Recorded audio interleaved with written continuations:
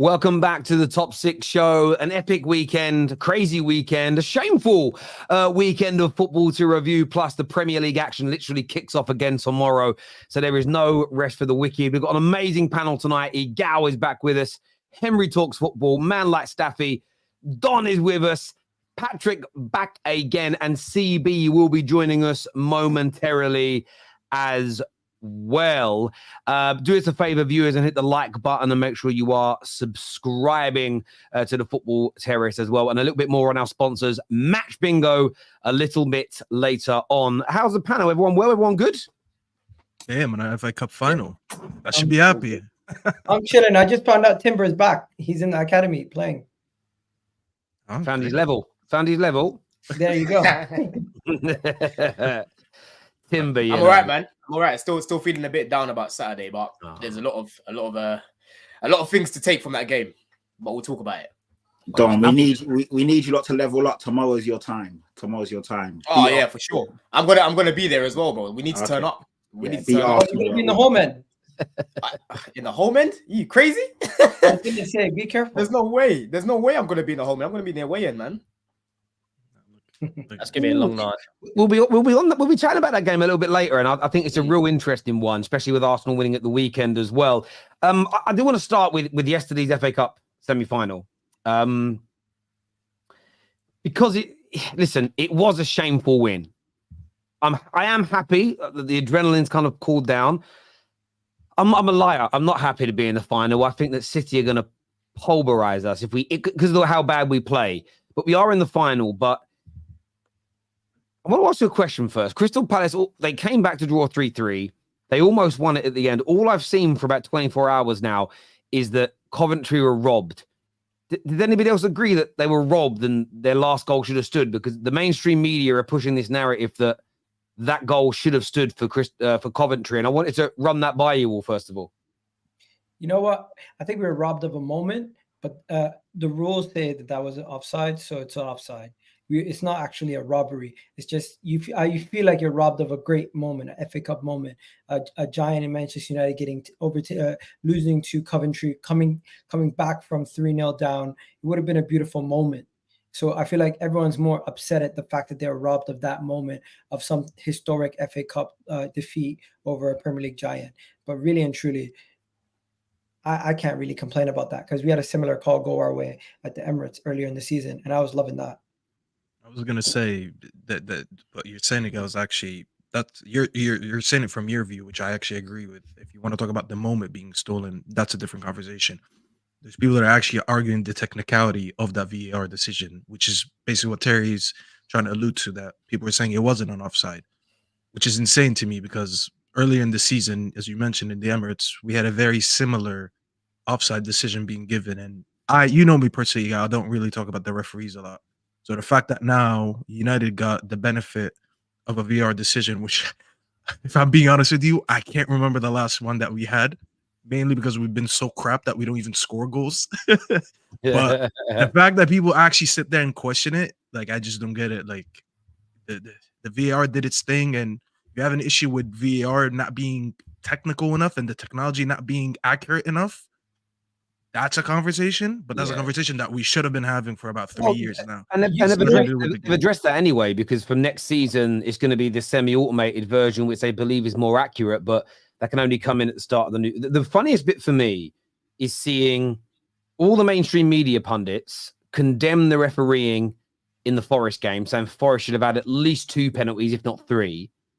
They call out the inconsistencies.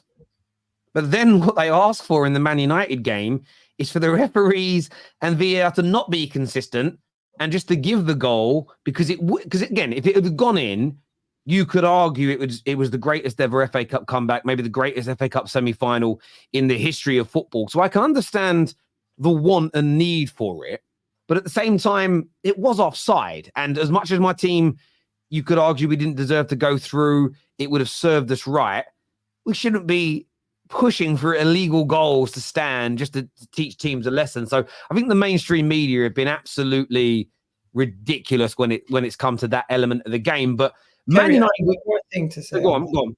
The TV coverage doesn't help. Did you guys see the graphic that they posted That's the real reason why people are upset, because the graphics that they show doesn't show a clear offside based on like how people do it. That's the only reason why I get why people are upset. Because if I look at on Twitter, and Terry, you usually tweet out the graphic yourself. I don't know if you've seen it, but the graphic did kind of look shaky. Why is it pixelated? I thought we were in 2024. Like, and it was on his foot. It was actually on his, like, over the top of his foot, the line. So, like, from the angle I saw, I was like, how is that offside? That was the only. I haven't seen the others. I would have liked to have. I would have liked to have seen the reverse angle as well, because sometimes different angles can give you.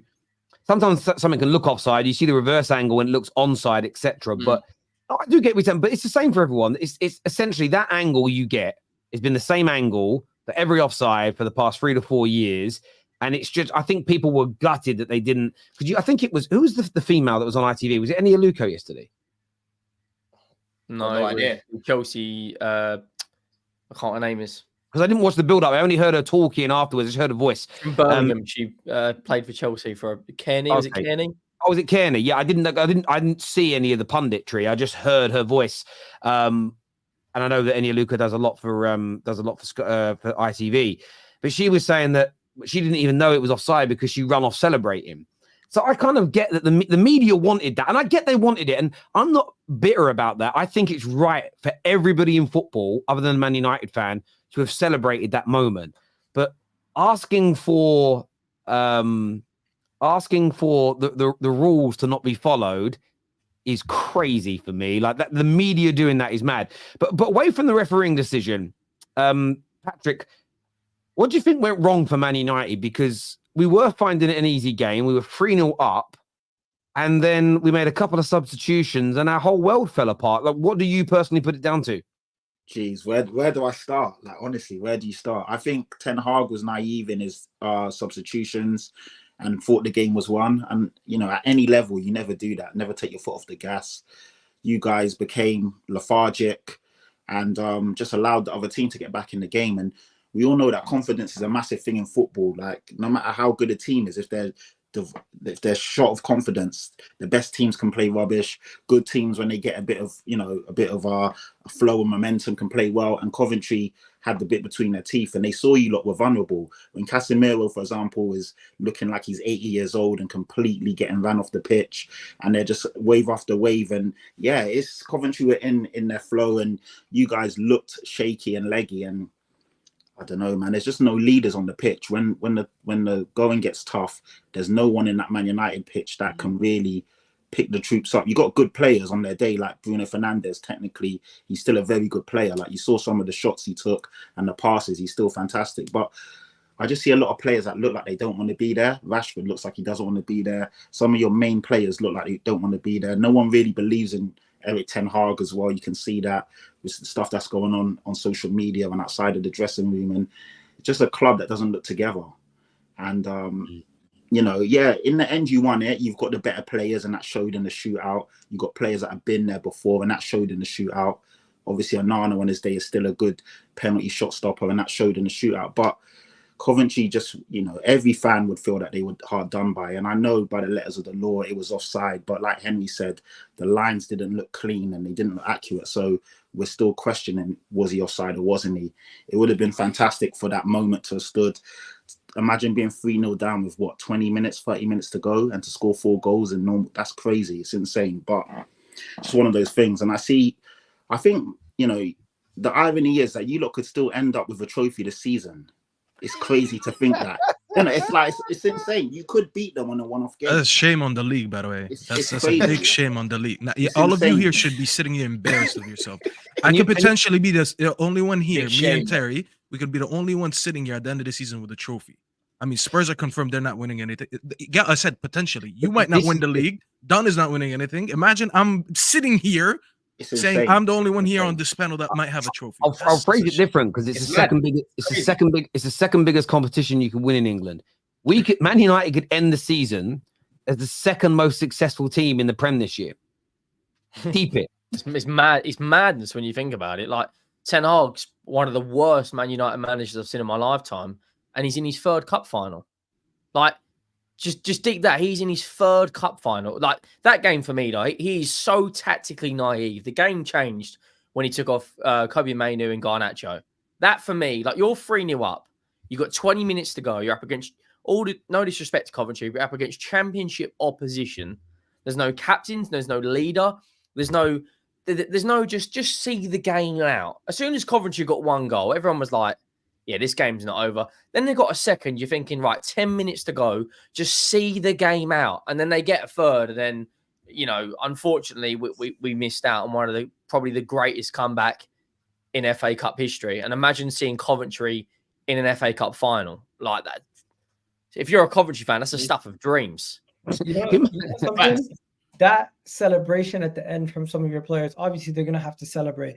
But from my perspective watching, I just felt like that's one time where you win and you're looking around at yourself and you're saying, let's not over celebrate here because we played terrible. Bro, have some self-awareness, Anthony. Yeah, I'm not being celebration. No, I agree. Anthony's celebration I thought was wrong. I have no issue with Hoyland because he scored the penalty and there's pressure in that moment. And that was a release from him. Thank God, right?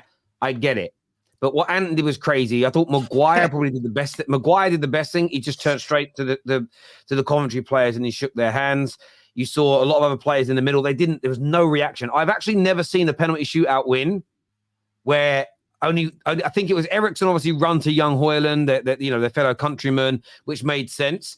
But Anthony really annoyed me. And even the fans, like, listen, they pay a lot of money to go to the game and you're entitled to do what you want. But and maybe I'm being over the top, but I felt we should have booed them still.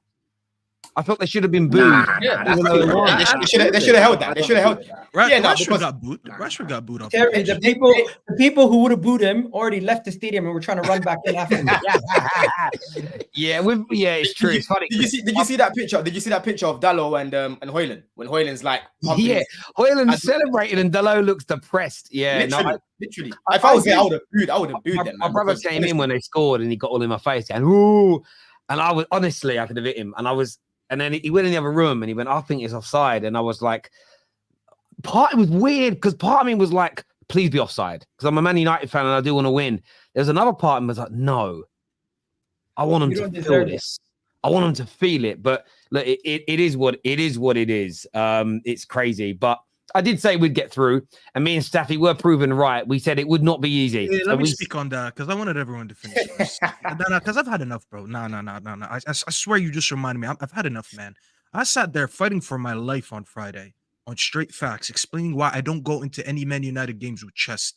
And I said, if anyone can sit here and tell me why I should have chest, besides talking about the opposition, I will entertain it. No one ever tells me, oh, it's because you're good at this, you're good at that, you're good at this, you're good at that. It's never that. It's always because, oh, Coventry is shit. Oh, Brentford are shit. Oh, it's only Bournemouth. Bro, I don't want to hear it no more. United has shown us game after game this season that no matter who the opposition is, it doesn't matter if it's Arsenal, Liverpool, or City, or it's a lower tier team, or a championship team, or even a League One team. Because guess what? We played, actually, teams from all these leagues that I just mentioned. And the one common thing is, we don't see out games well. We don't play good football, no matter what the result is. I've seen us struggle against Newport. I've seen us struggle against, I swear we played Wigan, Terry, if you can remind me. And we also, obviously, now we just played Coventry. That's championship teams and League One teams. And the common theme is we won, but we struggled. And when it went to 3-3, no one was laughing no more. No one was saying, oh, you don't have chest. You're being pitied. Whatever Hassan was saying. Because Hassan just says things for fun. He just wants to say these fun words that just create interaction. But when I explain the game exactly, and it goes exactly the way I said Newport came back from 2-0 to 2-2. Why would I be surprised if Coventry could do the same? And they obviously did it worse. I can't sit here and say I predicted a 3-3, but still, I told you in any moment they can come back into the game. And that's exactly what happened. And it goes back to show how bad this team has been and how bad this manager has been. And just to touch on the changes that Patrick mentioned earlier, I actually disagree with you a little bit, and I'll tell you why. I think the issue is that he didn't try to take his foot off the gas. I think the issue is he didn't put his foot on the gas even more. And I'll tell you why. Every game around the same time, he makes the same substitutions. He always takes off Kobe Mainu within the last 20 minutes. Just go, I swear, go Google some of our recent games. You always see that Mainu is getting subbed off at that time. Garnacho, about the last 3 games, including the one yesterday, he's the one that's being subbed right after halftime or at halftime. So around 50-something minute. He does this all the time. I'm not gonna lie. When it was 3-0, I said yes. Make a lot of substitutions. Not because I thought the game was over. I wanted us to bring in some fresh legs and keep continuing what we were doing, which is keeping the pressure on. The second half, what Coventry did is they noticed that they don't need to respect us like they did in the first half. They said, you know what? This team's not that good. Let's apply pressure on them. And they saw themselves getting chance after chance after chance and the chance. The fact that this manager wanted to control the game, but he thought, how can I control the game? Oh, let me bring on Eriksen, but keep on McTominay. How does that make sense? If you want to control a game, surely you keep Eriksen and Manu on. Why would you keep McTominay on? McTominay already did his part. He scored a goal. That's, to be honest, that's what McTominay does for us. He's a box crasher. He scores goals, and that's what he did. 10 goals this season. But this was a point that the pressure was being applied on you. The fact that you thought, let me take out my best DM, who's better on defensive ends than McTominay, and he's actually decent on the ball, and you take him off for Eriksen, who has no legs, is insane because you lost the midfield once again. Yeah, isn't that because he thought the game was won? Like I said, he thought the game was won. Hence, but Patrick, but my point is he does it every game. That's what I'm saying. It's not because he thought the game is won. Win, lose, or draw, he makes the same substitutions. Yeah, exactly. That's what I'm trying to say. Yeah. So it's naivety of him to do it no matter what the position is in the game. Yeah, and I also think as well, winning, if we'd have just seen it out and won it 3-0, at 3-0, I was starting to feel happy in the sense of let's go get 4, 5, and 6 and actually win this resoundingly from this point. They were starting to open up more.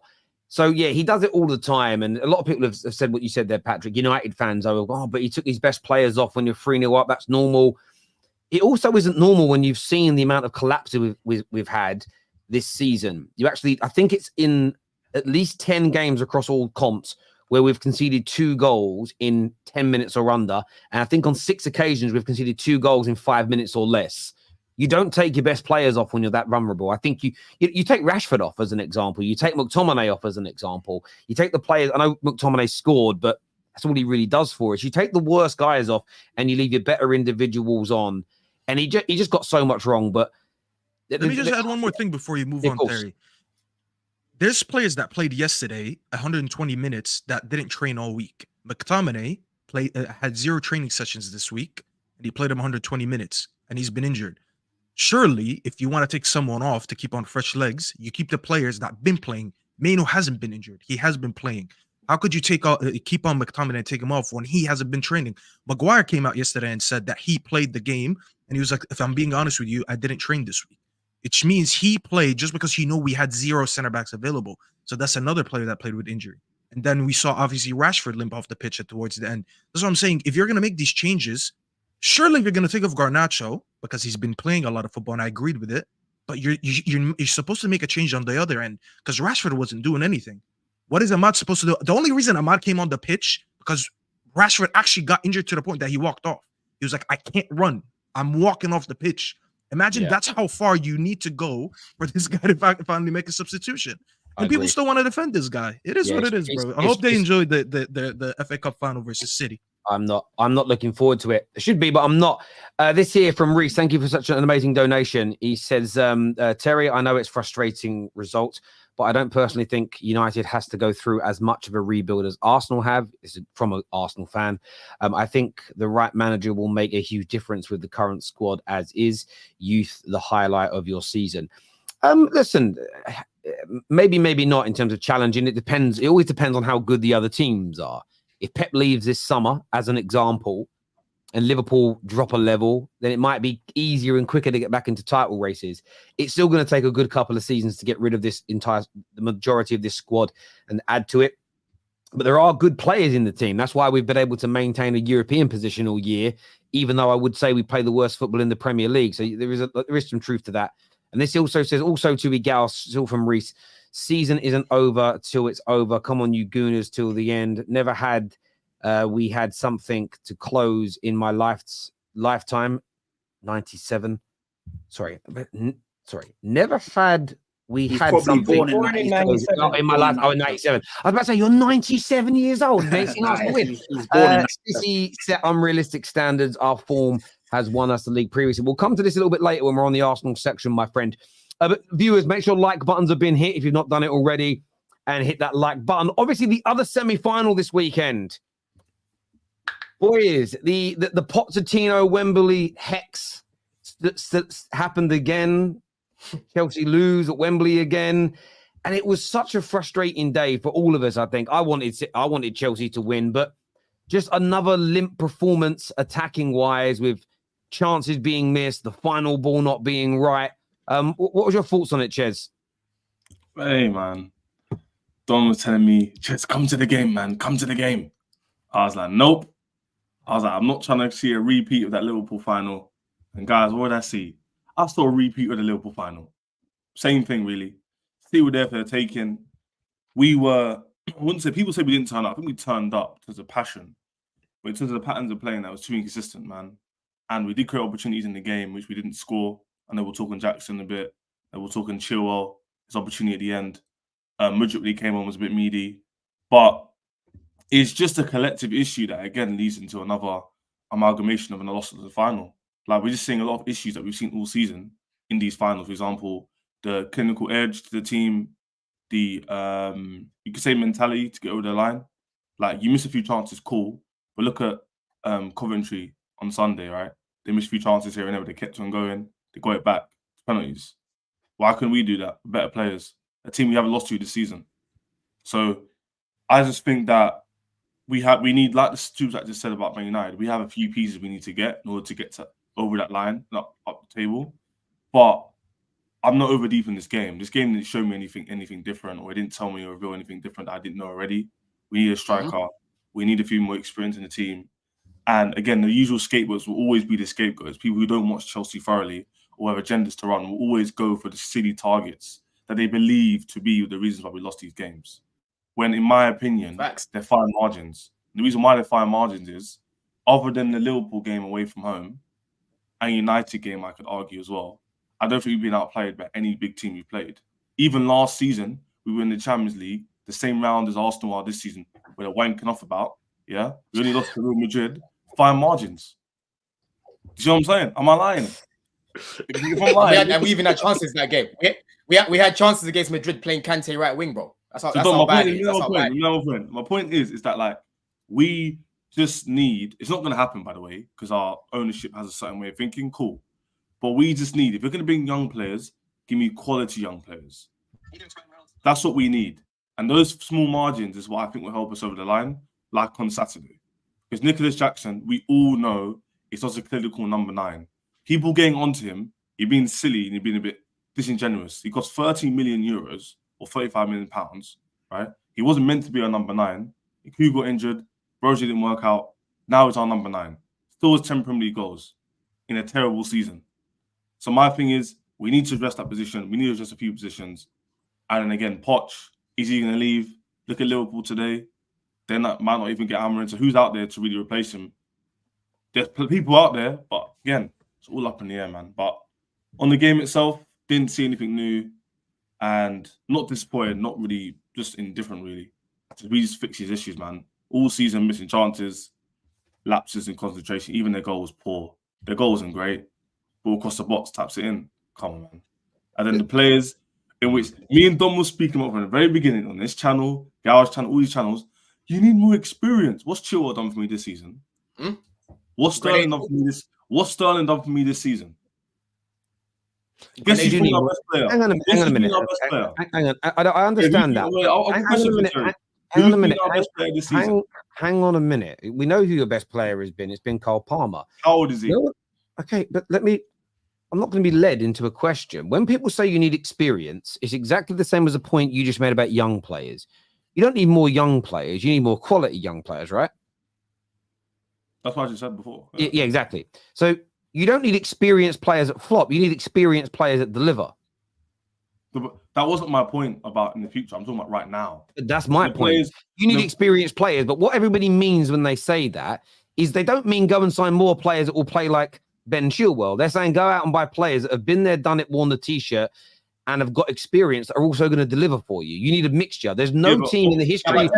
Show me the team. I never disputed that point. Show me the team. But you did, because you just... Sorry, Don, 1 second. You did dispute that point by saying everybody says we need more experience, but what have our experienced players done for us? That's disputing the point. You know, you're missing out. You're missing out the context. Why I mentioned that was, let me tell you why. Let me finish. The reason why I mention that is because start of the season, people were telling specifically to play those two players. Facts. In specific, I'm not talking about in general. Your point in general, I just agreed with it before, and that's why I said it myself. I'm saying those players have consistently, ironically, let me down. And that's my issue. That like people keep telling me, start the season, no, if you start playing these men more often and stop backing these guys, can I make a point, Ches? I understand. That jars me.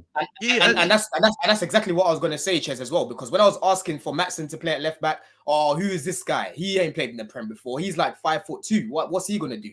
Well, funny enough, Maatsen is now in the semi-final for Dortmund. You know what I'm saying? Bear clubs are going to be after him in the summer. You know, begging for Levi Cole to play at left centre back instead of playing Thiago Silva every single week.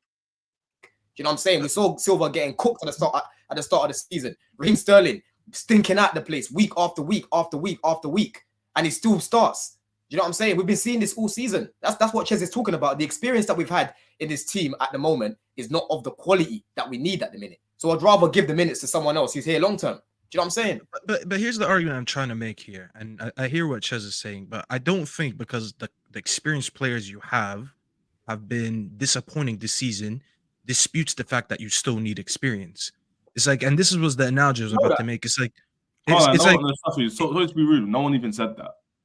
So that's how it came off to us. What you said. So unless you want to like, I don't know, explain it better. Basically, before Terry came in, I literally said they're not going to change their ways, the ownership. Remember, I said that, right? I said they ain't going to buy a 28-year-old experienced midfielder we need, like a Paulina, for example. But if you're going to bring someone young, bring good quality players in that could be young, right?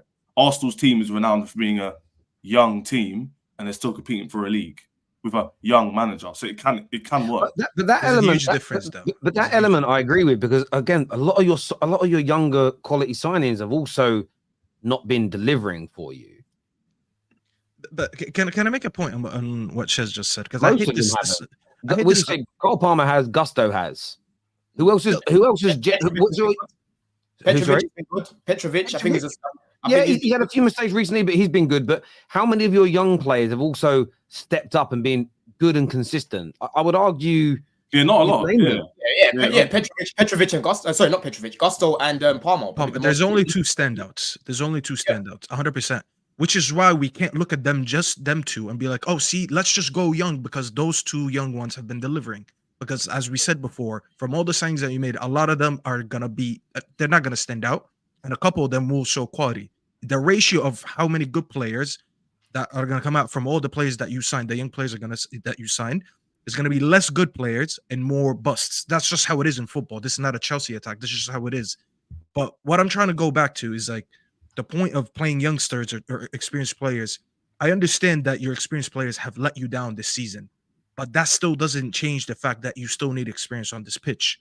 So Thiago Silva being 40 and being washed, that's an argument I understand, but it doesn't mean that let's go next year and sign a 21-year-old center back. Sterling being disappointing, I get that, but it doesn't mean sell him and sign another youngster.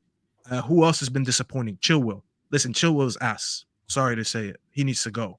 Doesn't mean go next season sign another youngster.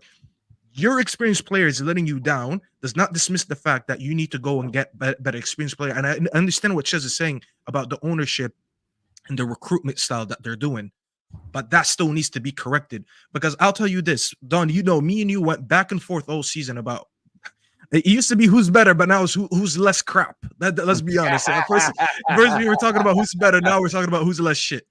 But I think your team has shown there's a lot of glimpses and quality in this team that need better experience around them. And eventually they will need better coaching, but I'm saving that for later because there's a lot of still individual mistakes that need to be rectified first before I can start talking about the management. And that's probably where me and you disagreed the most this season. You need to go this summer, and you need to go, first of all, not just by experience, you need to buy Premier League experience. Because I have seen you were 90 minutes away. Actually, you can argue you were 30 minutes away from winning a League Cup if you had more experienced players on the pitch that day versus Liverpool. You got outdone by youngsters. I promise you that day. I disagree with that, let me finish and I'll let you rebuttal. That day, if you have your own version of a Van Dijk, and I'm not talking necessarily about the quality, but I'm talking about the leadership and the calmness on the pitch, to have someone that could give you a moment like that, you can argue that you could have had that moment yourself and you would have won.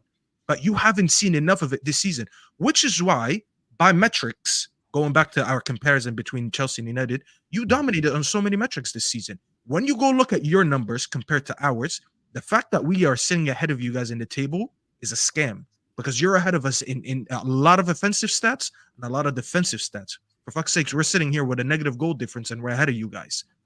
So back to my point, you go next season and you improve on that. And one way to improve on that next season is starting to add quality players at older ages in the Premier League, because all these youngsters, sometimes they need someone to step up in big games like that. Because a lot of these games that you lost this season, if you had players that had the cojones like Cole Palmer has at a very young age, you would have won a lot of these games, and you could arguably be sitting right here talking about finishing in the top 4 or the top 5. So, Staffy, we agree. I agree with that. Let me just jump in for a minute, because this segues us into the part of the Chelsea conversation that I wanted to throw in, because just in the interest of time as well. Another player that I thought was poor at the weekend, and I know that this guy gets defended by Chelsea fans like he has secrets on them, like he has all the transcripts from Don and Chez's messages to girls. He has something on them when it comes to Enzo Fernandes. And Enzo Fernandes is an interesting one, because Enzo Fernandes, for me, he isn't one of these youngsters per se. He's 23 years of age, and he's played 200 senior career games, including internationals. This is an experienced individual. He's not an elder statesman, because he's not mid to late 20s yet, but he's 23 years of age. That isn't a baby per se. And I watch him in games for the vast majority of this season, even the game at the weekend. And I'm not saying he was just dog shit. I'm not saying it's the worst performance I've ever seen from a midfield player. But I watch him and I don't think he does well. I think he's just there. And the word I would use to describe most Enzo Fernandes performances is beige. It's just beige. It's just okay. It's just average. Not stinking the house out, but very rarely a key pivotal part. And Don, you said in the group chats, and it was a very interesting way you worded it, so I wanted to have this conversation. You said that I'm actually overrating him because I don't understand him as a player. So what I would love to hear from you and Chez is, what should I be looking for in terms of what does he do on the pitch? And then what statistics, what attributes do we put towards that to check if he's delivering? What would you say that needs to be the checkpoint on that, boys? Don, one second. Don't let Terry ask you the question when he made the statement. So Terry, I want you to tell me what you expect from Enzo, because you made the statement. So let's clear that part first with stats. So what you want to give me, and what's his profile as well? First, and I'll respond to you. Because you made the statement. So when you say his profile, can you explain what you mean by that? So I won't answer your question properly. What sort of player is Enzo Fernandes, and what's his role in our team? He's a midfielder. Hang on, okay, he's a midfielder. Okay, but what's his role in our team? Why can't you Chelsea boys just answer the question? No, because Terry made the statement. Terry made the statement. Let him respond to it. Yeah. Okay, so he's your midfielder. Yes. Yeah, but what type of midfielder is he? What sort of midfielder is he? What's his profile? What's his role in the team? An average one. So you're not going to. So Terry basically can't answer the question because he doesn't know. Can I answer it? You want me to answer it? He doesn't know. That's what I'm saying. You overrated because you don't know. Hang on. I'm being just stop talking for a second. I'm being facetious on purpose. First of all, as a bit of a joke. So when you say what kind of player is he? For me, look, there's only 3 types of midfield players in the whole world. Let's get it right. You're either a defensive midfielder that sits there deep, you're either an out-and-out attacking midfielder or a number 10, or you're a box-to-box midfielder. Let's not start muddying the water with tactico talk and some word that we all learn off of Football Manager that we don't really understand unless we're reading it off of a description. His job is box-to-box, in my opinion. He helps out defensively, and he's involved in the attack. His job is to help be a conduit between your attack and your defense. What I would expect from a player like him is for him to have a very high ball retention rate. So I would expect his pass completion rate, for instance, to be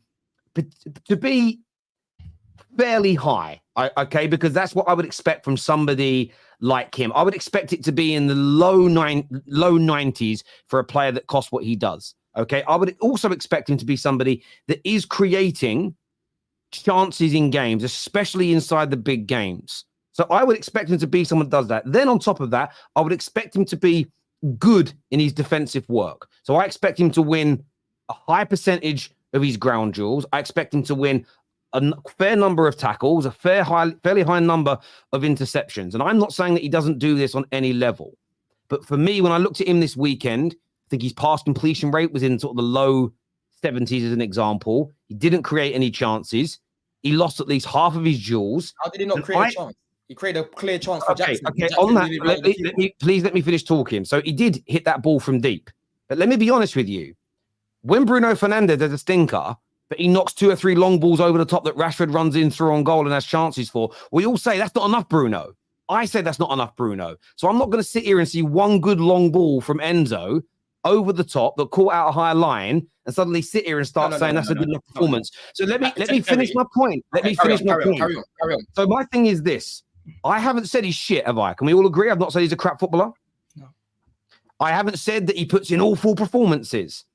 But for someone that you've invested that amount of money into, who is out there as your best midfield player, I don't think he delivers enough. In the same way, Don, that you talk about Man United and Arsenal players not doing enough and consistently doing enough in your team, I look at him and think he's someone that's good for you, but Chelsea, at 23 years of age, at 100+ million investment, nearly 2 years at your club, or 18 months at your club, I would be expecting more dominant performances on a regular basis.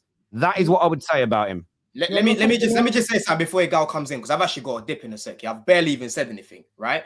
One thing about Enzo Fernandes, like I've said, Terry, this season he has been below what I expect from him, because what I saw from Enzo Fernandes last season is not the same player that I'm seeing this season. Like I've said multiple times, there's many reasons for that. Yeah, the way that Poch set us up in a lot of games this season with a lot of space in the midfield, the transitional ping pong football when Enzo's a guy that's trying to kick, play football combined with his teammates and not have to run up and down as if he's a Liverpool player, as if he's a Gallagher. Like I've said, there's certain games I've come on here. I've told you, like when I was seeing with Ches and Jem at Wembley, when we was playing and Enzo wasn't playing well. And I told these guys, because they were trying to make excuses for him. And I said to them, listen, Enzo just looks nervous today. Let's not make any excuses for him, because Poch has set us up correctly. He's just not looking good. And Ches will vouch for it, because I've come on here and I've said the exact same thing. Against Newcastle, Poch set us up well. Enzo, again, was poor on the ball. Do you know what I'm saying? Burnley away. I remember that game. He kept lobbing the ball off the pitch. He was poor that game. So I'm someone that comes on stream, comes on camera, and I'm more than happy to provide criticism if he's not playing well. But if I'm seeing the guy constantly being misused, playing as a 10, right? Running that left wing against Everton, right? Being used as if he's a Gallagher when he's not that type of player, I will defend him. And it's the same. I've got the same energy for players like Foden. And Don, I just want to stop you, because I know you've got to leave in a couple of minutes. I get all of that, and you've said that on many shows. I've answered you what I think he should be doing. I've also said, and you guys can obviously throw it at me, and I've answered. If you think I'm wrong in profiling him in that way, I can completely accept that. I'm not married to the idea. Tell me what I should be looking for him to do in games and what statistics we can attribute toward that to make sure he's doing it to the high standard. Yeah, the thing is, Terry, you said you don't see him take the game by the scruff of the neck, or what was it that you said? You don't see him dominate enough games, right? The other day against Man City, when you were saying he had a poor performance, I'm sorry, I don't know what you expected Enzo to do when Man City had majority of the ball. Right? I watched the game back because I was at the game. And when I saw your tweet, I couldn't believe it. Because I was thinking, no. Enzo today was not poor. And that's not the reason why we lost the game. So I was like, you know what? Let me watch the game back and see if there's anything that I missed, just in case. Right? So I'm sitting there watching the game. We're nullifying these lot in midfield. We nullified their midfield. Man City were not able to create nothing through the midfield. Yeah? Nothing. They had Akanji as a spare man in the midfield. He wasn't able to do anything. Enzo and Caicedo off the ball kept a good shape. Yes, in possession at times, Enzo lost the ball. Right? Because Man City were pressing us quite high. Caicedo was even worse than Enzo Fernandes on the ball. Worse. He had opportunities to get on the ball.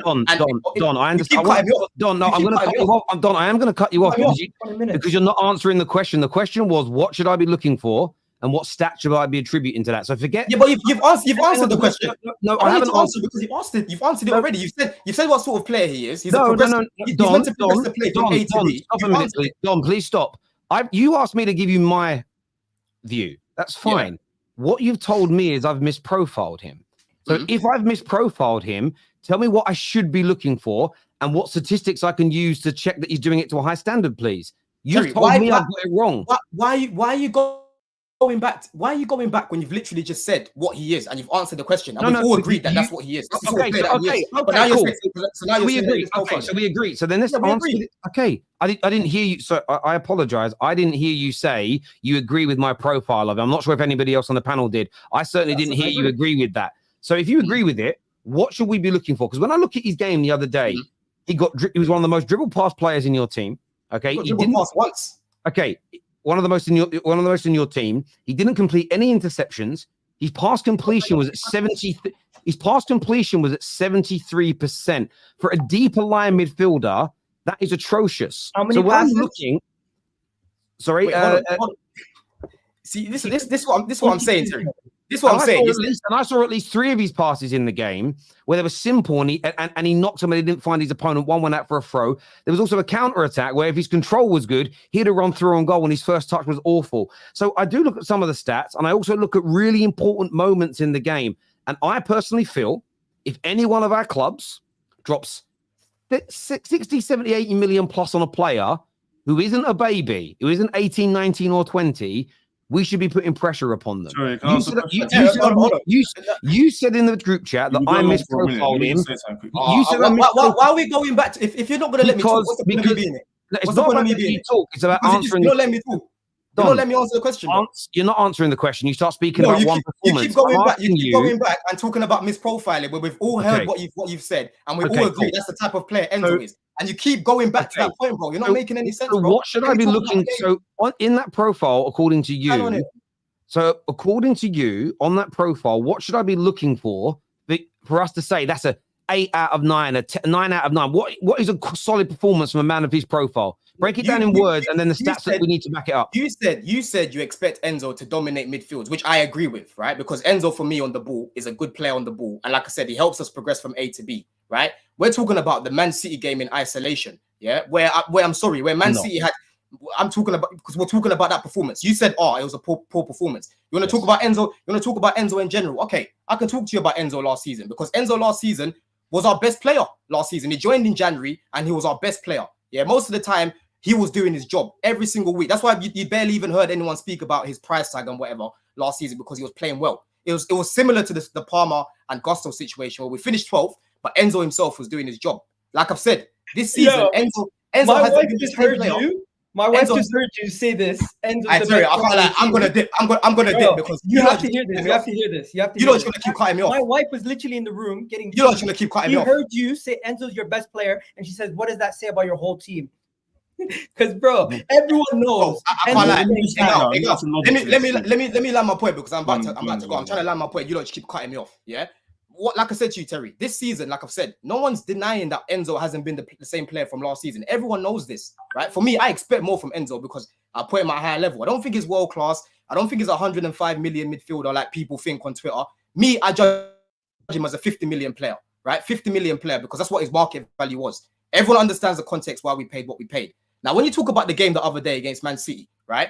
The plan was to literally sit back, soak up the pressure, and try to get them on the transition. And like I said, in the midfield, bro, Caicedo and Enzo kept a very good shape to the point where Man City had to keep going wide. Yeah, they had to keep going wide. Like you've said, in certain parts, yes, Enzo did give the ball away in parts. Man City were pressing quite high in that game. Like I said, I watched it back, but Caicedo was even worse than Enzo on the ball the other day, right?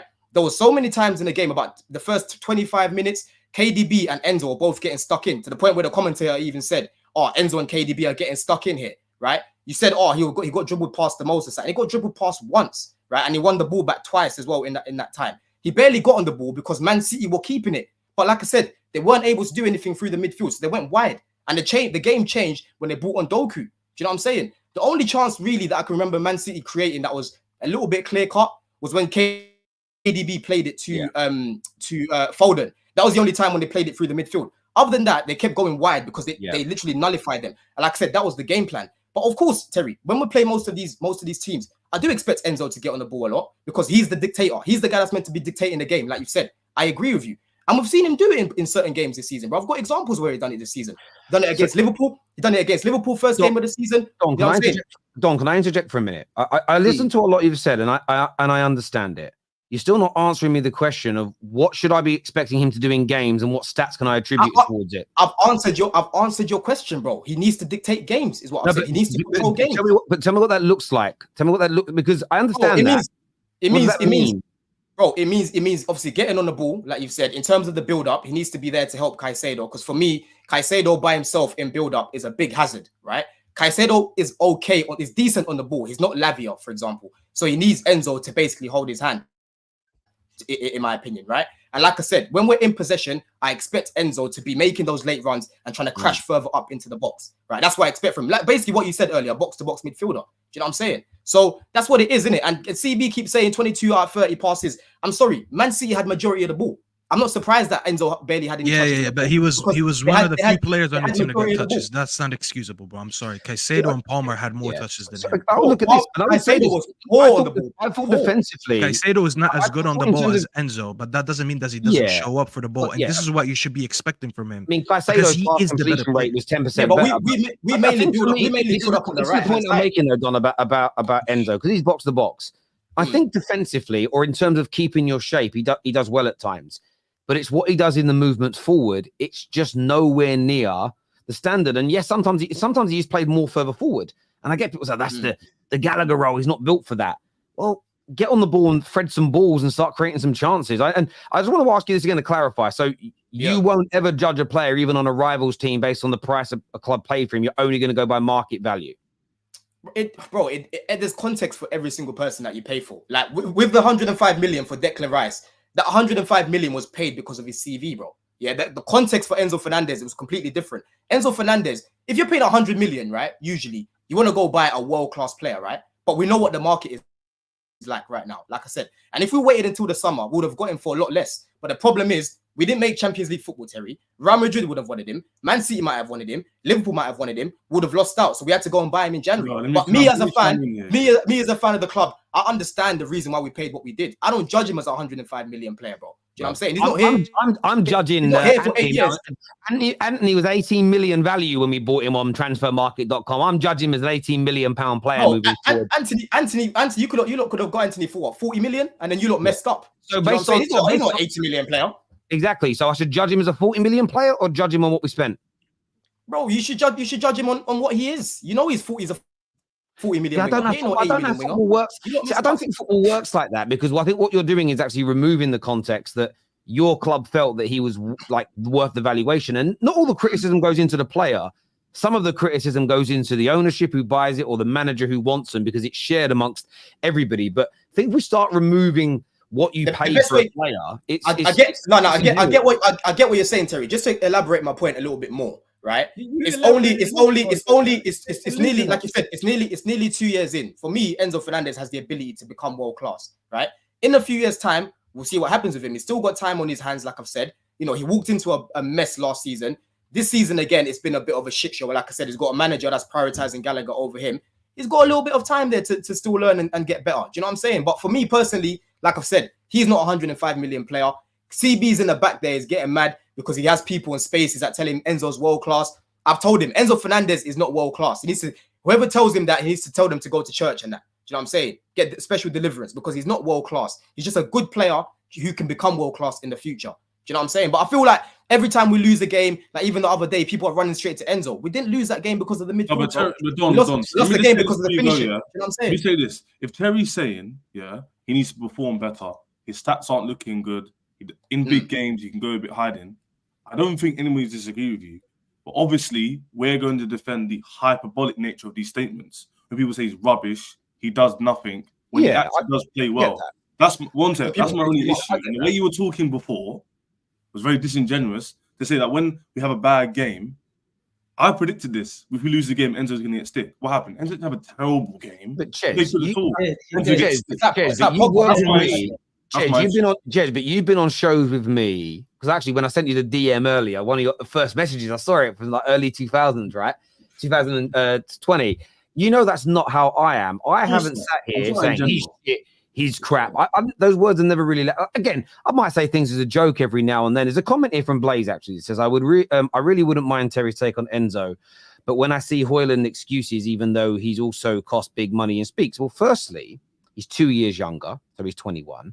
But I do criticize Rasmus Højlund. I criticize him massively for his performance yesterday and have done in the last few months. So I do criticize him. I do also say I wish we could create the chances for him that Jackson always seems to get in this team, because I think he'd score some more goals. But again, Blaze, you're a long-time viewer and super chatter, but to say I don't criticize Man United players is crazy. I literally did it yesterday. And then you've got people like CB saying that Enzo wasn't good last season. You know what I'm saying? And then when you show him examples, you say, oh, what, against Everton, relegated Everton, oh, against Blackburn, against this. But then if Enzo doesn't perform against these teams, you'll be like, oh, we couldn't even do it against this team. So here we go. I'm here. Okay. Do you know what? Sorry, yeah. I got a sense the Enzo sexual radar was just beeping. There's so much to debunk. Enzo didn't have a good game. He had less touches than Petrovic. He had less touches than the keeper. He's a deep lying midfielder. The excuses for why he needed to start, after we won 6-0, finally actually had free-flowing build-up. Everyone was playing well. The reason why he needed to start was, it's Man City. We need build-up. We need him on the build-up. He had less touches than our keeper. That just sums him up for you. Stop. So we lost the game because of Enzo then? He played well. Why are you gaslighting people that he played well? Did we lose the game because of Enzo Fernandes? Just yes or no? I saw many times when we was on the front foot, we was both in that stadium where he was open on goal. He miscontrolled his touch. He almost went out for a throw-in. He had to chase it down. He tried to do a 1-2 with Jackson and he lost the ball. And that's just nothing. Jackson that lost the ball. See what I'm saying? There's no microphone. You need to shout. You know the microphone. You need to shout.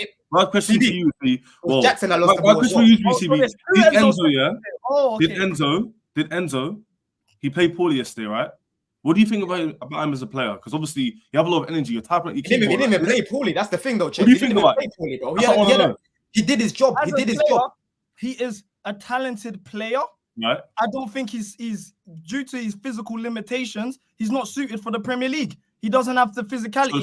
So we should get rid of him then. So we should get rid of him then. Ideally, yes, we need to cut our losses. Do you know this great that's your stance. So I know what you like. Yeah, this great club. When we signed Veron for 42 million in 2004 from Manchester United, we realized it was a flop by the end of the season. We sent him on loan to Inter Milan and he was gone. That's what a club with ambition does when you sign a flop. What you guys do for some reason is you make every single excuse under the planet for this man. First it was, oh, we need a DM. He needs a DM. We got him Caicedo. Oh, put him in the 10. Put him in the 10. We put him in the 10. It didn't work. Oh, yeah, he's not a 10. Oh, now it's Gallagher. It's the system. Is this. Now it's the new one is the hernia. He's got a hernia injury. Wake up and smell the coffee. We lost our money. We were spoofed. It's gone. 105 million is gone. We're not getting it back. He's not good enough. It's okay. You're doing too much, man, because you're not going to try gaslight the performances that we were seeing last season. Do you know what I'm saying? What performances? We won 2 games in 8 months. See, this is what happens. This is what happens. This is what people do. Okay, so CB, so this whole season, let me ask you a question. Let me flip it back on you then, innit? This season, we've mainly been mid-table this season, yeah? Palmer and Gusto, have they been underperforming because we've been mid-table? Why am I with the Chelsea guys down here? Can you move me out of this? I don't want to be in the middle. Palmer and Gusto, have they been underperforming because we've been mid-table? Just yes or no, bro. Just yes or no. Palmer's been playing. Yes or no. You violated, you know. I'm answering your question. I don't want to be in the middle, bro. No. Answer them. God, why are you shouting with this guy? He has an Enzo hate. We hear it. It is what it is. No, bro. It's just. Let me deal with him. CB, I hear where you're coming from. Let me answer Dom's question. He asked me a question. I'll be heard you shouting. Let him answer because I've actually got to go, bro. Palmer is good enough. He's been performing well, but I'm not putting him in the PFA Player of the Year conversations because we are mid-table. That's what happened. It's an individual award, though. Due to the result, it's a results business. The fact his GA has been good. Credit to him for that. But we're not putting him in the best in the league conversations. We would if we were winning games. Do you get what I'm saying? You know what it is? You actually think football. You actually think football's tennis. You know football's a team game, right? You do realize that, right? Do you know what I'm saying?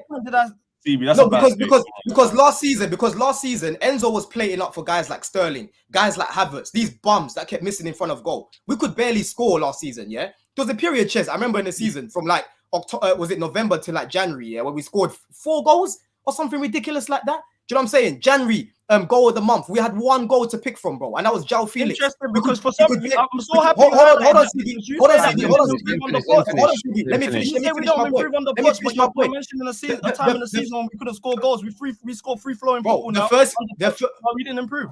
Bro, the first thing you like to do is run away last season. When I told you about Enzo last season, you're like, oh, but we finished 12th. But in the same breath, you're not having that same energy for Palmer and Gusto. You can't even answer my question. You're telling me about PFA. And PFA is an individual award as well, if you didn't know. And I keep telling you, football is a team game, yeah? Enzo last season, like I said, he was better than this season, bro. Everyone knows this. He was better last season, bro. Yeah. If you meet a fair Chelsea fan, they will tell you last season, Enzo or Thiago Silva were our best players when he came into the club, right? This season, like I've said, bro, he is playing with a manager that wants to play ping pong, lack of control, chaotic football. Enzo Fernandes will never flourish and will never become the player that he can become in this sort of system. I'll be real with you.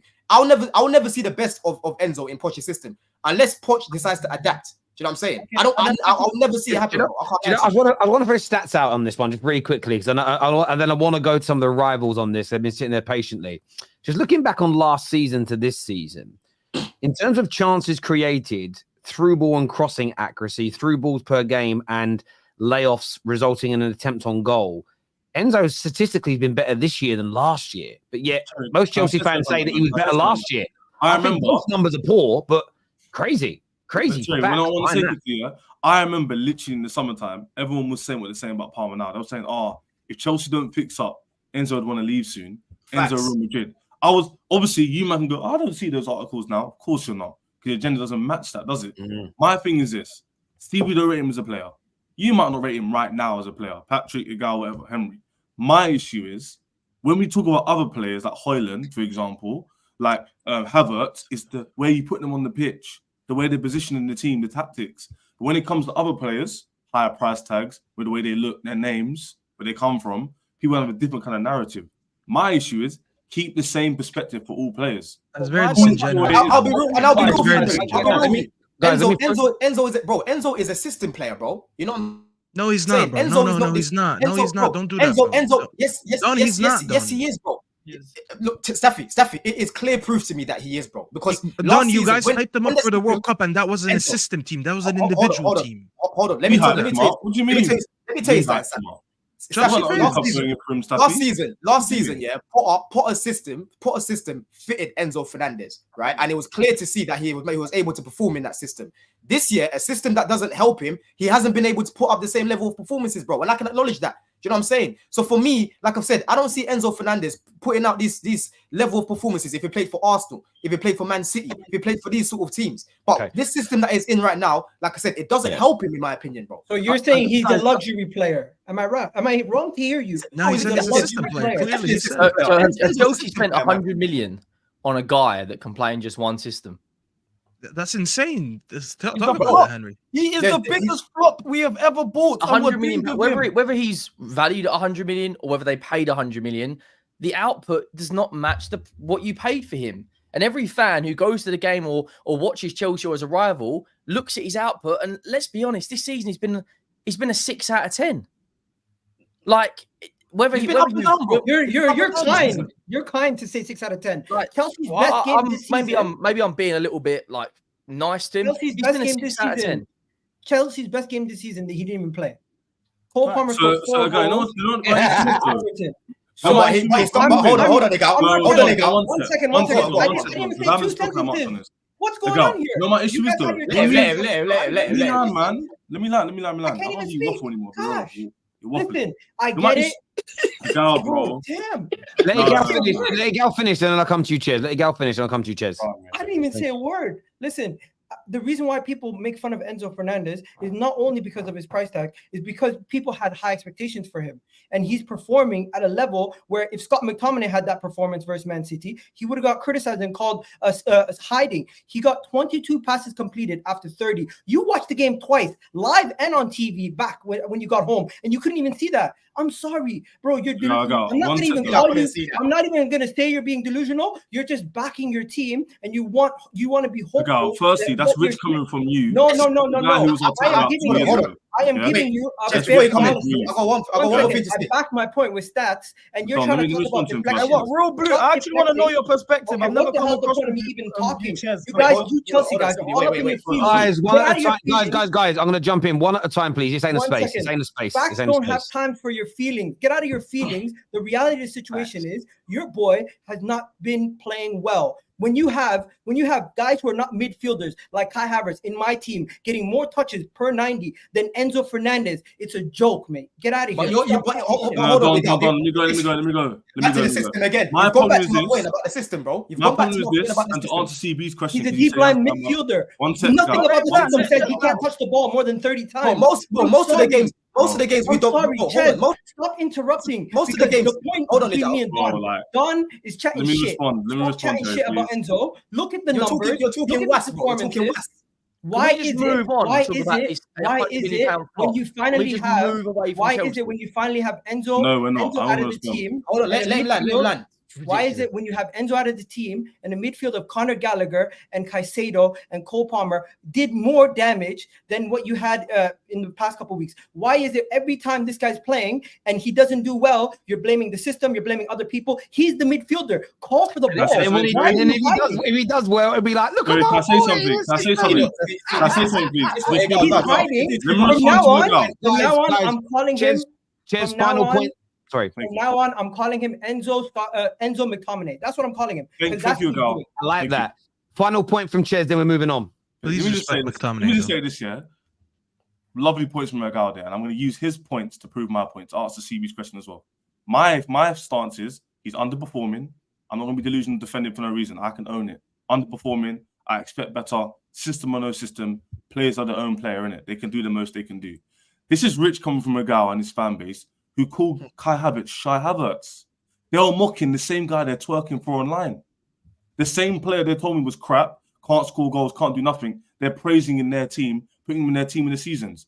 That point that I made is to show you that players in different systems can play better. Okay, Players let me in different- rebuttal. No, Let me don't rebuttal. interrupt me. Let Don't me interrupt me. rebuttal. Don't interrupt My me. guy, Kai Havertz no. played in the midfield. You're getting the other defensive. day. You're triggered. One second. Triggered. Kai Havertz played in the midfield versus Wolves for majority of that game, and then he moved up You're top. triggered, man. He had more touches in that game than Enzo did versus Man City. Egal, why are you talking like he always has meaty He touches? had I don't more. get it. He had Guys, a better pass completion, Guys, and we're gonna he had move on. more passes successfully passed. He created more chances, and even though he does more defensive work, this guy is supposed to be a midfielder / forward, and he's putting in more Sorry, work. you getting in Egal the to answer my midfield. question. But Why is Egal, he not Guys, we're going to leave it to the audience now because we could keep going around in these circles. I think everyone's had a really good say and a good shout on this. Patrick's had a good rest and sleep as well for part of that as well. I love it. I want to do this.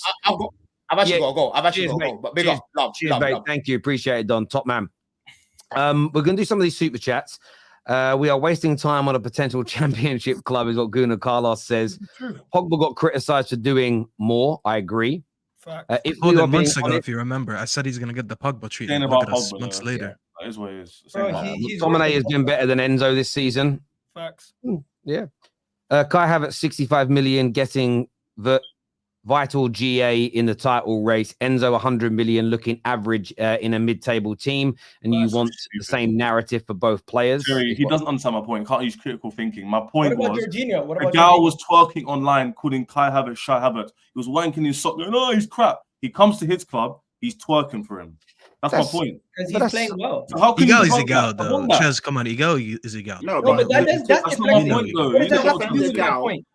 point? Guys, we're not going to go on, Patrick. I got to use you. I was going to say, to defend Egal, and I hate to defend Egal, and it's Arsenal. Kai Havertz has been good this year. The difference is Kai Havertz is actually performing, and Enzo isn't. That's the difference. You're missing my point again. No one said he's not. My point is, before he came to their club, everyone was calling him crap. Yeah, When he came but to our club, he couldn't score, couldn't do nothing. Goes to That's Arsenal, correct. all of a sudden he's changed. But the point, Okay, so give us the point Enzo. is We'll he's- show you what we can do. That's with my a point. good If Enzo midfielder. went Man City, you wouldn't be saying the same thing. Yeah, because he's shit at your club.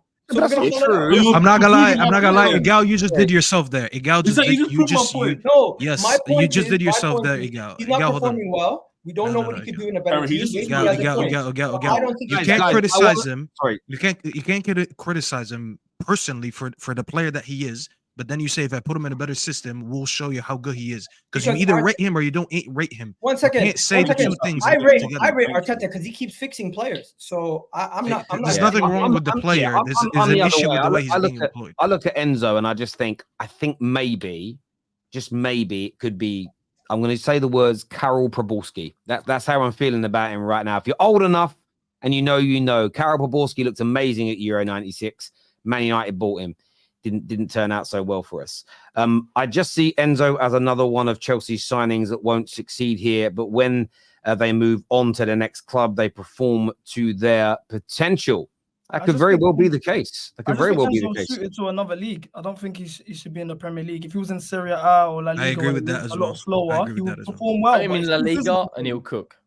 I agree with that as well. Time, I compared him to Varane before because Varane was a very good technical player, but he needed a slower league, which is why I'm so upset that we didn't get to talk about this as rivals because you guys were going at it, but you all made decent points and then you cooked it with other points. I feel like you overcooked it because Enzo's not a shit player, but then they're also defending it too much as well.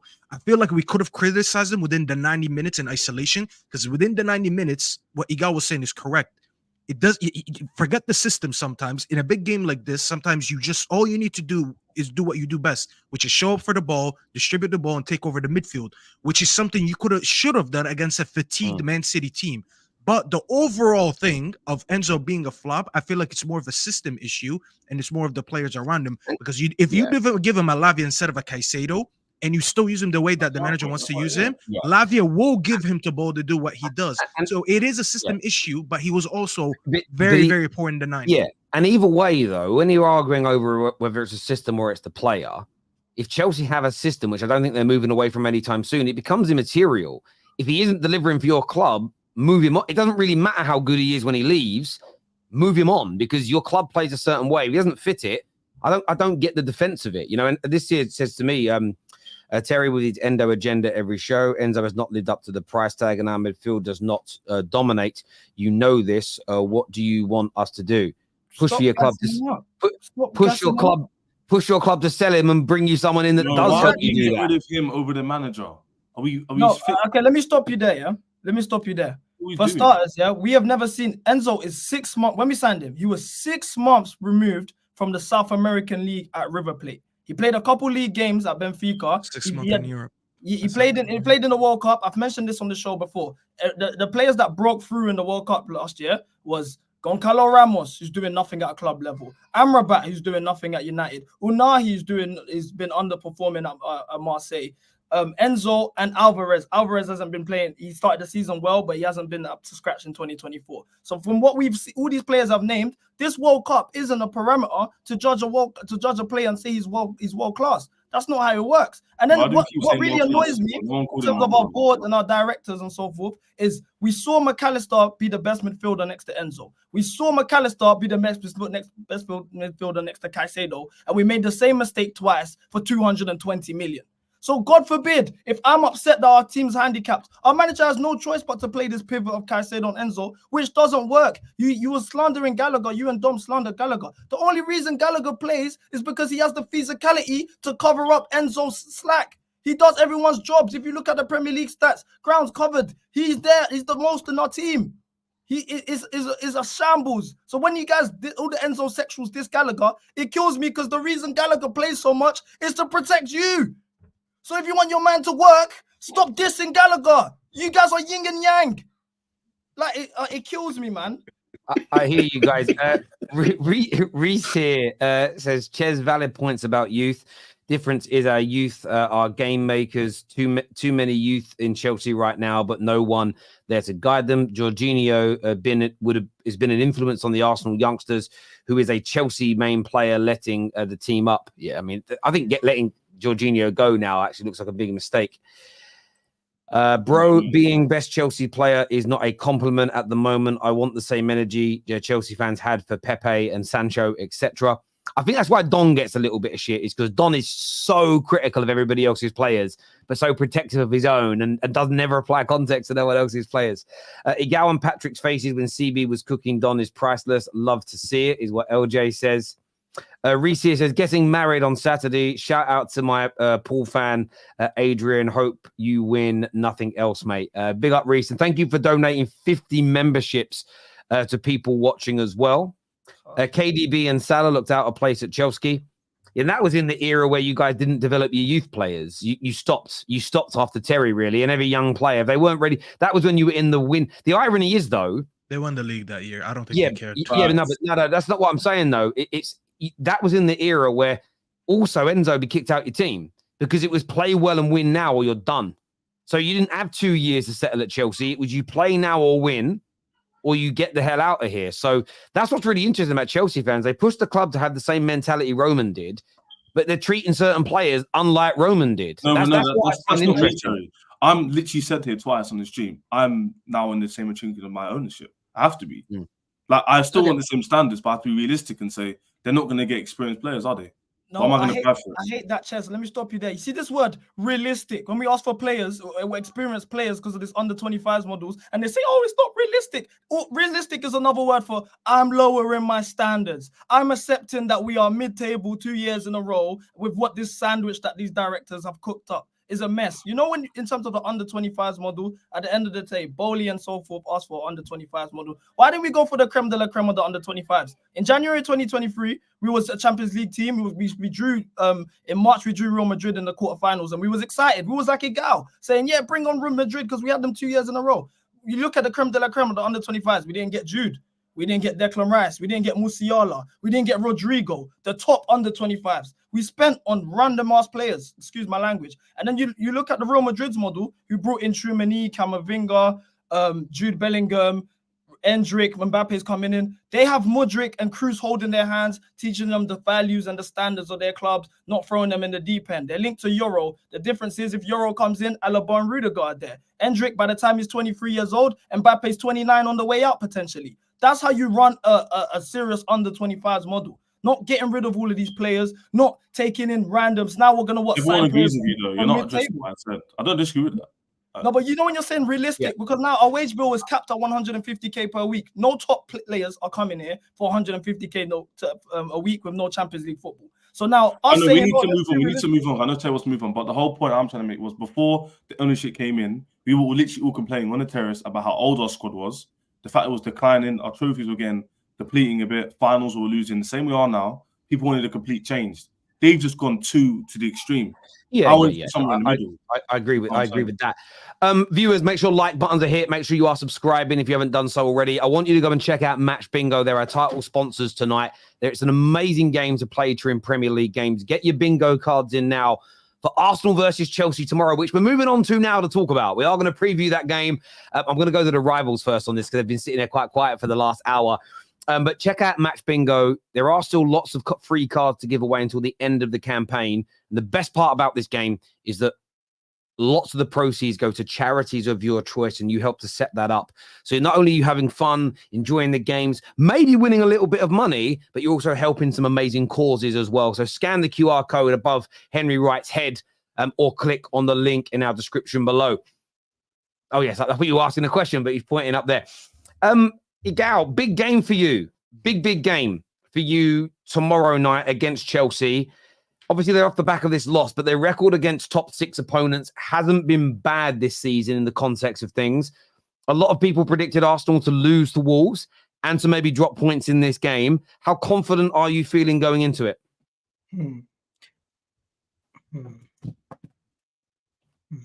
I'm just thinking to myself, this Chelsea team, which Chelsea is going to show up? Because they are very inconsistent. One day they look like they're really good offensively and they can cut you open, and they have a lot of threat attacking wise, and their defense is looking solid for a couple of minutes versus Man City and other teams. And then there's other days where they completely concede 2 goals from set pieces and their day's done and they don't even try for the rest of the game. So I'm going to be I don't know what Chelsea's going to show up, but from the Arsenal perspective, we just got a crucial win versus Wolves. So hopefully that means our momentum goes back. That means we push forward. We get back going forward, and we can finally kick on from there.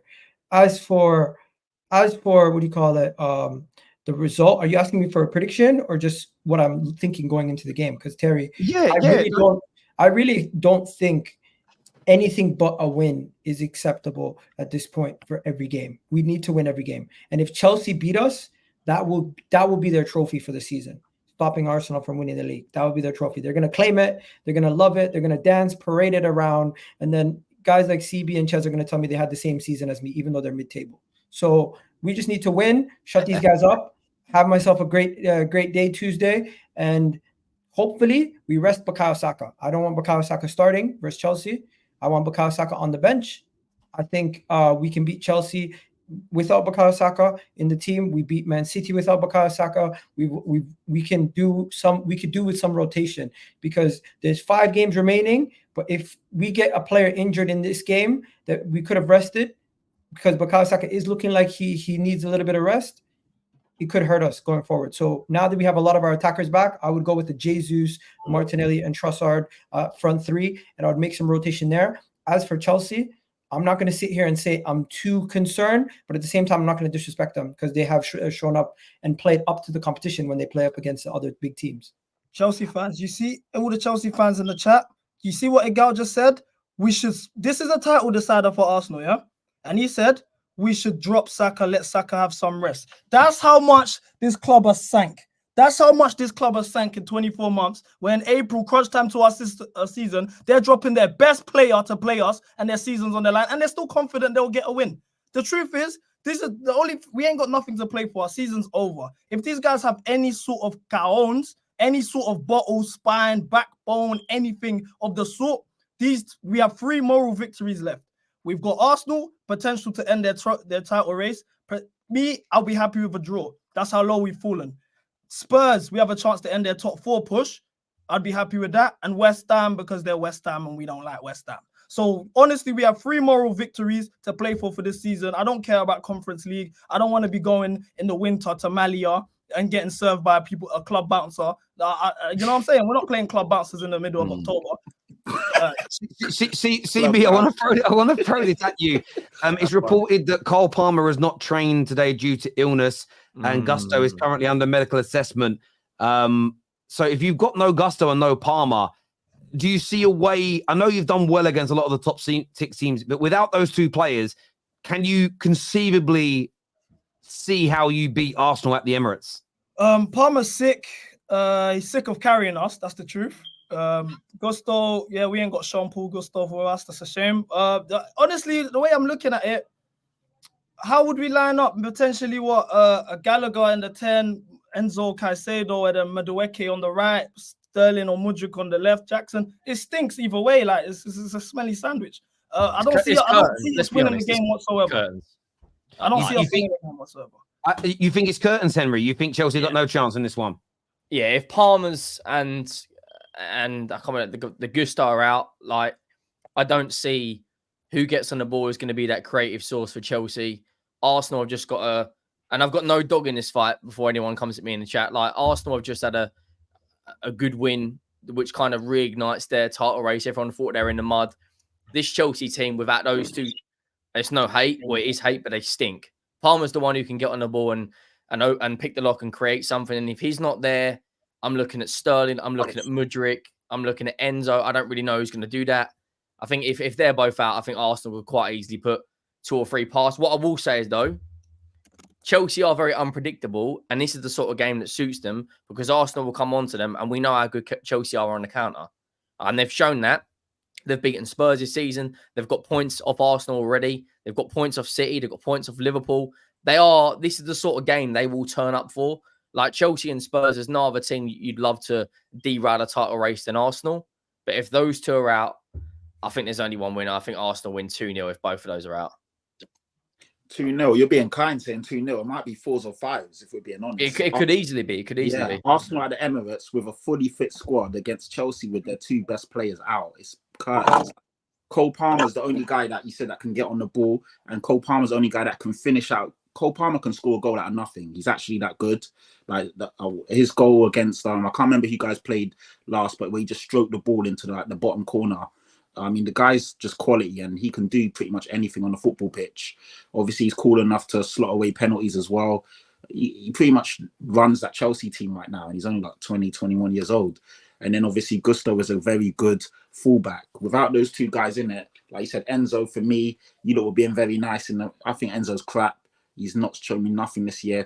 If I just landed from Mars, didn't know anything about football, didn't know about price tags, had no agenda, and I watched Enzo, I wouldn't think anything of him. He's just been awful. Just a nothing player. Doesn't do anything, doesn't show me anything, doesn't dictate a game, doesn't pick a pass, doesn't, do a crunching tackle, doesn't do anything in the game. Like, you lot get onto Gallagher, but he's 10 times the player Enzo is. And Gallagher's not even good. It's crazy. This Chelsea team is awful. And Arsenal at home, I fear for them. I honestly do. And I know on their day, you said they're unpredictable though, Pat. Chelsea could quite easily. I don't want to say quite easily, but they could turn up and get a draw. They've done this before. I'm not sure about that, to be fair, because even like you say about them being decent on the counter attack, but then when you've got people like Jackson leading your counter attack, he more than often makes the wrong pass or doesn't finish when the ball comes to him. I'm not sure. I just think, and you're right, maybe on their day you just never know, but I really think it's going to be curtains if those two players are out. Like it's night. What you say? I will say though, we can't lose to mid-table Chelsea. This is off the back of how good our season has been and how bad their season has been. This can't be how our season ends. We can't. If we're gonna go out, we have to go to the final day of the season, and Man City have to win all 7 of their games. We cannot let this Chelsea side. You got to win every single game if you want to win that title. Yeah, you have to. Yeah, we can't let Man City. We can't let them come to our house and ruin what we have going for ourselves. So do you think you're? I can see a world where Arsenal rest Saka and have him fully fit for the Spurs game. I don't think he plays the full 90 in either. Because, you could quite easily, like, no disrespect to Chelsea, if Palmer and Gusto are not there, you could quite easily bring someone in and still beat Chelsea and then have not a fully fit, but have a more energized Saka for the Spurs game. Because that's the one. To me, it sounds like their best players are ducking the competition. That's what it sounds like. I don't know if they're actually injured.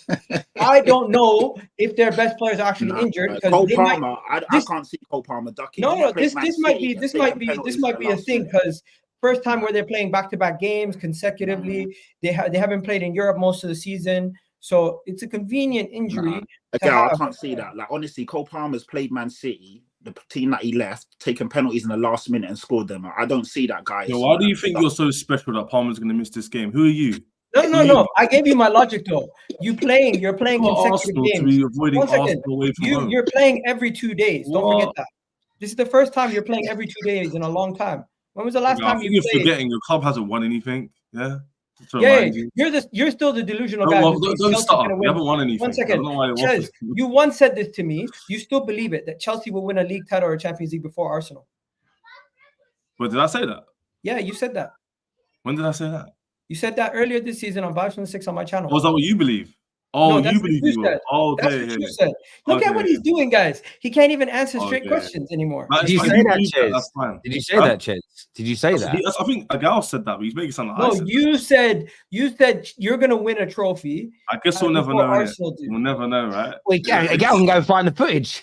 I can go find the footage. I'm not gonna lie, though. I'm not gonna lie. I don't like the fact that Egal's all sitting there comfortable trying to crash it on my mighty club. At the end of the day, let's get this straight. We're in the absolute sewers. We're in the absolute sewers. Where's Chelsea in 20 years? Best Arsenal in 20 years. How many trophies? 0 each. If you really want to talk about it, we've got longer. They're in a longer trophy drought than us. They ain't won since 2020. We were champions of the world 2 years ago. Remember, you guys are no bros. You guys are no bros. Remember that. Terry, he started it. He said, I'm not even going to shout and yell. I'm not even going to shout and yell. I'm just going to say, good play. Good job. But anyway, on the game, Terry, yeah. Agal said before the Man City game and they get smoked, there's no chance. Arsenal a better team than Man City this season, did you win? Better defense, better attack. Yeah, better how do you see it going, Chez? What's your prediction for the game, Chez? According to everyone else's logic, we should get smacked up. But what's your prediction? You've got your own mind. Honestly speaking, it will either be a Liverpool way where we get smacked, or it will end up being like how it was at home where it was tight and it was 2-2. But that's with our fully squad. If Palmer and Gosso are out, then we haven't got a chance. Because they're the best players technically on the pitch and they have a good link up on the right-hand side. So if they're gone, the outlet is completely nullified. And I don't trust our team to create anything. Record at the Emirates stinks. And also our Emirates exactly, our Emirates Stadium record is terrible. So I'm going to go to the Poch's record there is even worse. But obviously, Gal talks a lot, but he doesn't talk with chest that much anymore because he's learned from the last week. He can't even say he's going to smack us. He's like, we can't let this season get derailed by Chelsea. He's himself nervous. But that's the pressure for us. That's not you. That's Man City. That's Man City's pressure. That's the psychological thing that Man City have over everybody. If Terry, am I factually incorrect? If Arsenal would beat Aston Villa, they would have been top of the Premier League table. That's yes or true. no? That's true. So what's that considering Man City? No, because at this point we have to think about Man City.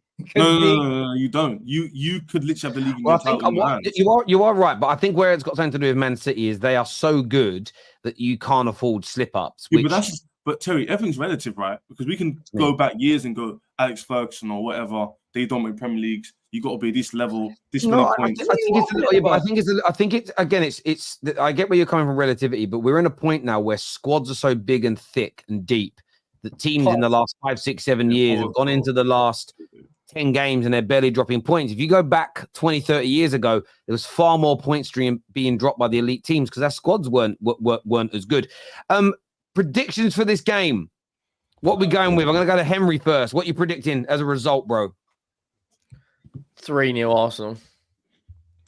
Okay, if Palmer's fit and Gusto's fit. Henry, give us the goal at least, man. No, I'm desperate. If Palmer and Gusto are out, I don't think you're going to score there. I'll be honest. Like, I'd love you to go there and derail their season, but they're organised, they're strong defensively, and right now they're in terms of the league. Other than that Villa slip up, they're in good form. I'm going to go 3-0, but if Palmer and Gusto are fit, I maybe go a tight 2-0 game. But I still don't think you're scoring. Patty? 4-1 Arsenal, unfortunately. If the guys are out, it's going to be an easy, like Henry said, a 3-0. They'll take their foot off the gas. You might score a late consolation, and then they'll probably score one just after you scored. But it's probably a 4-1er, looking at the teams and looking at the form and everything else. Unfortunately, I want you lot to win. I really do, but I can't see it. What are you saying, Staffy? Predictions for tomorrow's game? Scores? 2-1 Chelsea. Oh. What's your you've got to unpack that now. Oh, I gotta unpack that. I didn't want to do that. I just wanted to drop the bombshell and leave. Listen, Arsenal reasonably should be winning. They are at home. I think I've seen enough from Chelsea to see that they defend well against bigger teams.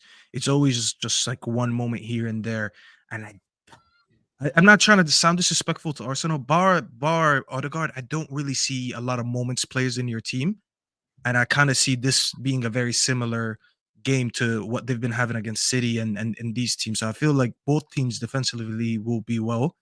I just think you guys are a little bit more fatigued, and the fatigue might kick in a big game like this, even though it's at home. And listen, if it goes 2-1 the other way around, I still won't be surprised. I'm just banking on Chelsea taking their moments this time. And I think Cole Palmer will rise to the occasion. I see him having a moment or two where when they're attacking, I know you guys don't have the best finishers, but he gets in enough spaces to create something. He's a very good passer, very good dribbler, very good striker of the ball. Well, if he doesn't play, then scratch this off. Like, there's no way they're winning without Cole Palmer. I'm talking about Cole Palmer playing this game. If he plays, I see him being potentially the difference maker.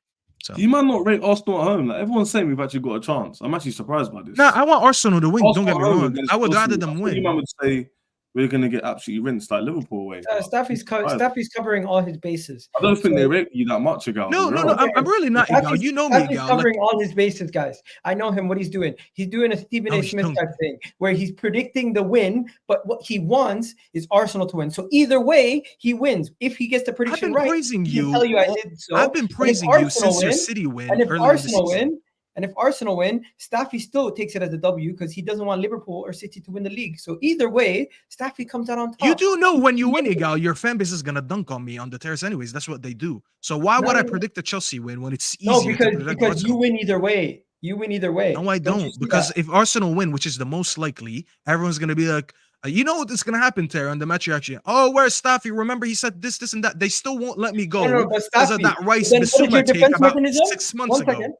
What's your defense mechanism? Oh, I wanted you to win the league anyway. So that's not a defense mechanism, bro. That's just me predicting a game. He's kind of got you there, Staffy. He's kind of got. Here I come. Oh. Here I come. Wait, how does he got me when I predicted the unlikely? Like I actually went for the hot thing. Like that makes no sense. Igal, let me just say this again. I want you to win because I want you to win the league because I don't want to see City or Liverpool win the league. And if you win the game, I won't be surprised. I could have easily predicted you to win. I just think this game midweek, something will happen, and it's more unlikely for Chelsea to do it. So I think they might pull off an upset. Let me say this. You mentioned fatigue. I hear you. That's why I want to rest Bukayo Saka. But when it comes to Chelsea, they just played in the league, and they rested a whole week before, bro. That doesn't matter. Did they not just play in the cup on we Sunday? did play. So it's like, they played on Monday, and then they played a game about 5-6 days later versus you, who played Bayern and then went to Wolves, and that was a tough game for you guys. Even though you won, yeah. And now you're gonna play again. What I basically heard your levels of fatigue is much higher than Chelsea. That's what I basically heard Staffy say is I predict Chelsea to win, but the draw is possible, and you never know. Arsenal might win. I'm joking. Yeah. That's not quite what he said. Chez, what's your prediction, bro? I'm gonna go 2-1 Chelsea. I think we're gonna catch everyone by surprise. I think Jackson's gonna do his wrongs on the weekend, score a brace, dunk on Arsenal season. A guy's gonna come and make excuses about being invincible. How happy would you be tomorrow? 2 goals from Jackson to win it with 2 assists from Enzo. Enzo scores and gets an assist. I'm on here. Can you imagine the Enzo SEXUALS if he does that tomorrow night? You see, when Enzo has good games, which is rare, when he usually gets good games, they're against, Middlesbrough, Burnley, relegation fodder. You know what I mean? Other than the Aston Villa. Liverpool at home, first game in the season. Oh, the game where we didn't win. Why does all of Enzo's big games that he shows up, somehow there's no wins? It doesn't make any sense, right? Let me start this again. He just changed the narrative. Anyway, what usually happens is they all start getting on my mention. CB, oh, look. This, I will make it. I'm going to paint the picture for you guys. Let's say you had a girlfriend, she cheats on you every time she goes out on the weekend, and she don't respect you enough that every time she cheats on you on the weekend, she lets you know about it. And the one time she comes home and doesn't cheat and says, yeah, I didn't cheat, you start calling all your mates. Oh, I told you, look, she didn't cheat. I told you, she's loyal. I told you. Crazy analogy. It is still terrible. There's no change in the 1-2 couple games. Ain't going to change nothing for me. But aside from that, my prediction is simple. I'm going to go for a draw. Honestly, I think we lose, but because I really want to see a test of character, just because of the way we went outside, I would really want to win. I really want to draw. A draw is a win for me. In terms of Jackson getting a goal, I really find that difficult. But I feel like everyone was a bit too harsh on Jackson on the weekend. And I'll say why. Because at the end of the day, he's a £32 million striker from Villarreal in his second ever season in European football. So I'm looking at that and I'm pointing at the directors. What you get, what you shop is what you receive. We've got a winger that played for Eredivisie in the Eredivisie for PSV with Madueke. What you shop is what you receive. Shocker that these guys don't shop. According to Don, he's one of the best one-on-one attackers in the league. One-on-one dribblers in the world. You get what I mean? That this is our fan base, though. Every player that we sign is the best player in the world somehow. And if you call them bad or call out their performances, you're bad. But you're allowed to slander all the English players, the homegrown players, Sterling, Chilwell, Gallagher, which is very funny because Gallagher's having a better season than Enzo, but they want him sold. Sterling is having the season Sterling's having. If Mudryk or Noni Madueke were to have the exact same season, it would be the best season of their careers. But they want him sold.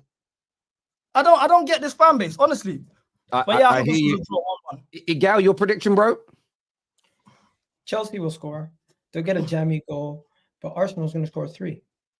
I think this Chelsea team is a team that is inconsistent defensively. They're going to give us opportunities. Their midfield doesn't really have too much control of games away from home. And I think this Arsenal team can hurt them with their set pieces. We'll do a set piece goal. I think we'll probably score a goal from a set piece.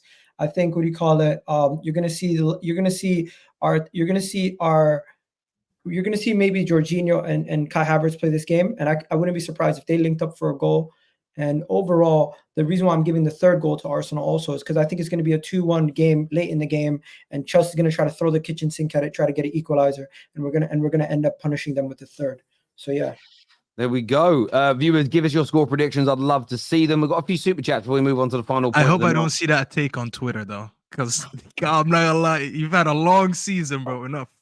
I don't want to see no more Igal takes. Listen, if we lose to Chelsea, I deserve to get slandered. I don't care. Chelsea beat Arsenal. You guys record this, do whatever you want, because my season's done. KJ, you heard it, bro. You heard it. Arsenal players in big games look way different, is what Jack says here. Pav says, I agree with the gal. Chelsea are so unpredictable. No idea which team will show up. My prediction, though, is 2-0 to Arsenal. I have confidence in our defense, but I'm a bit concerned with our rusty form in the last few matches. Thank you, bro. Tevin here says, football gods have been on the prowl all month. I ain't saying shit. Just play well, Arsenal. This is a must-win, though. All our remaining games are. The last few games, if you, as an Arsenal player, need to rest at this point, it's gone. They are all hurt and tired. Play the games to win the title. And the title. No. I need to respond to this. Rotation is key. You see Pep Guardiola dropping Kevin De Bruyne. You see Pep Guardiola dropping Erling Haaland. You see Pep Guardiola dropping Foden. There's nothing wrong with having your best players start off the bench for a couple games. Not every single game. There's 5 games remaining. If we play Bukayo Saka all 5 games and he gets injured the next game and he's out for the last 3 games, that's on us. So if you can bench him, bring him on for the next 45 minutes. And don't forget, one of our biggest games this season versus Manchester City, where was Bukayo Saka? He wasn't even in the game. He was injured. Yeah, so I agree with you. Why would you get upset when I mention your fatigue? You're saying the same thing I said, basically. Yeah. No, Look, Klopp I was just rotated on bringing up the weekend. point that it's not something to say, oh, what do you call it? That's why you might lose or you might drop points. Yeah, I don't think we have the same level of rest as them. No, you certainly do. I wanted to throw this in, guys, before we get onto the Amorim story. The title race isn't done yet, is it? A lot of people predicted Liverpool and Arsenal to lose at the weekend. They both won. It wasn't. I mean, I thought Liverpool were quite good yesterday. They both won well in terms of getting the job done. They both have games they could win midweek and both be 4 points clear of City, who, by the way, looked exhausted against Chelsea. I still feel there's another twist and turn in this. I don't know about any of you. I think so. I think so as well, man. I think the mentality of the Liverpool and Arsenal fans from last week is shocking, man. Like, yeah, it was pathetic. It's embarrassing. It shows why they haven't won anything. Because obviously Arsenal more recently than Liverpool. But how can you even cry for losing one game? Like, just get a grip in it. But this is a good opportunity for Arsenal to get 4 points in front. Liverpool, likewise, I think similar points, 3 points, I think it is. There's no excuses. Like, it's in your hands. It was in your hands, and now it's in your hands to stay there, compete with Man City, who don't look that great. Like, Chelsea showed that when you go out there, maybe it's a final or not, you can get chances. So the people that think they weren't going to slip up is crazy. But people, I think, Terry Wilder said it was over. I think they don't believe their team can win all their matches as well. Let's not lie. Wolves won't be as tough, for example, for Arsenal, like Tottenham will be, like Manchester United will be away. So those are going to be the bigger tests, right? So I think we can judge it then. But it's not over because Man City can lose and draw a game, for example, in the season. It's unlikely, but it can happen. So anybody's fine. There is something called the Arsenal bottle gene, and Liverpool have this thing where they have a psychological issue with City. Both of our clubs have Man City has a psychological advantage over us because they've done it consecutively, year in, year out. I personally believe we can still do it, but I understand to a certain degree why some fans throw away their toys out of the pram. But I think that's a weak mentality also. I fully agree with you. And I've said this on numerous occasions. I think the people who continuously throw their toys out the pram after the Aston Villa game or after Liverpool dropped their points versus Crystal Palace saying their season's done, dusted, you're losing belief in your team and you're bottling as much as your fans. Because you know what I don't like? People go, oh, yeah, but it's Man City though. This is what they do. You know what the problem is? Just 2 weeks ago, Liverpool fans and Arsenal fans were gassed with the position they was in. They were saying it's in their hands. They lose a game, it's all of a sudden written off. Because it's not in our hands. It was a coping mechanism, and I saw the way Arsenal and Liverpool responded is in the players and the managers at the weekend, and they're still up for this fight. And listen, so many title races have gone down to the wire. I think this one will still be winnable for all 3 teams on the final day of the season. I really do. My mind doesn't until that's mathematically impossible. That's what I'm going to believe. And yeah, City are the absolute front runners now. There's no doubt about it, but it's still definitely open and on. They still got 2 tricky games, Terry, by the way. Yeah, I know they have. Listen, I think Brighton on Thursday, and then they got Forest right away. That's not a good combination of games, in my opinion, because they're going to play a team like Brighton, who's going to open up the game against them, and they're going to do a lot of running. Then they're going to go against a team that's going to sit in a low block, So they're two different games, and I feel like if they're dropping points, I'm not gonna lie to you, it's in those two games. I can't tell you which This one. is what City do, though. Like City have had to do The this for the last- experience, yeah, the experience is They've the had to do this one for the thing last where I'll decade. give them respect for. But when I'm talking about just the Like technical and this. Yeah, tactical and I part of the agree. game, this is where if they would slip, to me, it's in those two games. And the one thing they're doing different this season, I've seen them do any other time, is their players and their manager are all talking about too many games and we're all tired. When you start talking about Get that it to stuff, them, it yeah. hurts you. It's why whenever I've got a manager that goes, "Oh, if we're in the Europa League," and he starts talking about the Thursday Sunday thing, my default position is to say he's got to go. You're already planting that seed of doubt that you're not going to be able to cope with it. Why put that out into the atmosphere? But speaking of Liverpool, obviously they got Can the I say news one more today. thing, Terry? Very, On very the quickly, 'cause I'm running out of time. Arsenal's Invincibles, they had a similar situation where they got knocked out of the European competition and lost to Manchester United in the FA Cup, and then they got a crucial win versus Liverpool. If we can go get back-to-back wins versus Spurs and Chelsea and Wolves, that could be what spurs us on to go win the league. I agree. Big news for Liverpool today. The Amorim deal looks as though it could be off. It was only a week ago that looked like it was almost a certainty. And whether it's they've walked away or the manager isn't happy with it, it doesn't look like right now Ruben Amorim is going to become the Liverpool manager. What next for them, Patty? Because they all seemed set on Alonso, didn't get him. A lot of Liverpool fans had their heart set on Amorim. It doesn't look like they're getting him now, or they say it's unlikely at this point. I'd love to know what's changed. I'm hearing talks of Slot. I'm hearing talks of De Zerbi. What's your thoughts on that, mate? Yeah, I was shocked when I saw that Amorim. I saw West Ham linked to him, and they're saying that that's more likely than Liverpool. I'm really shocked at that one, and I'm thinking like to myself, surely if Liverpool want it, they get him. So I'm not sure what's happened, like where talks are stalled or where one party probably wants more than the other or whichever. But yeah, that is a bit of a shocker. I think Amorim's probably a more safer, if that's the right word, pick than De Zerbi. I still think De Zerbi's a bit of a madman. He's tactically he's quite good, and obviously he sets his team up well. But I think he's still a bit nuts. He's a bit uncontrollable. I'm not sure they'll be able to handle him. I don't know, but yeah, it's a strange one. It's a strange one. There's probably a lot more to unfold. But then also when I look at it, if I was a Liverpool fan, right now I'd be thinking this is the last of my worries. Like we're in a title race, like it's going down to the wire. Let's focus on what's literally in front of us instead of worrying about stuff that really right now we have no control over. Let's see how the season unfolds, and then obviously we'll be in a better position in the summer to go and get who we want. I think Liverpool realistically in the summer will probably be one of the most attractive propositions out there. So really and truly, if they want a manager, they go get him. But I'm not sure what's happened behind the scenes, Terry, and why they all of a sudden are coming out with this. Credible journalists as well, not no names. Big journalists are coming out and saying this. It was quite shocking to see, to be fair. Do you know what it is as well? When Ornstein and Romano are coming out, like 99% of the time, if Romano says it, it's bang on. Like, if someone's sleeping with your missus and he says you need to get rid of her, you've got to get rid of her because he's got some inside information. Like when it comes to reports, he's bang on. The thing with Liverpool, I think if De Zerbi goes there, they're going to spiral out of control. Yeah, it's a bit mad. Not the right guy for them, innit? He's just a bit of a mad. I think I'm not saying it's similar to Alex Ferguson, but it is in a way in terms of he's been there a long time. He's won quite a few trophies now. He's won a league title. You're looking at potentially just Salah go, Van Dijk, big question mark. Diaz is probably going to go. You know it is. Are you saying there's going to be a decline? Yeah, I think there will be. There would. You have to bro, you know it is, man. Them, yeah. I said this a couple of weeks ago. People looked at me like I was a crazy man. I'd still expect Liverpool to be in a title race. Bro, they're overrated. They were one Premier League in 9 years. And they're not overrated, man. They've been in the mix. I'm gonna have my point in it. You can understand my point. From our point of view, looking in, it's not that special. But from their point of view, it is because Klopp's taken them to a few finals. He's won all the trophies in England. He won in Champions League. He won the Premier League. But their standards are too high to the point where it's like they don't see any manager as a good fit if it's not, you know what I'm saying, a brand name. Yeah, it's just gonna be a painful rebuild.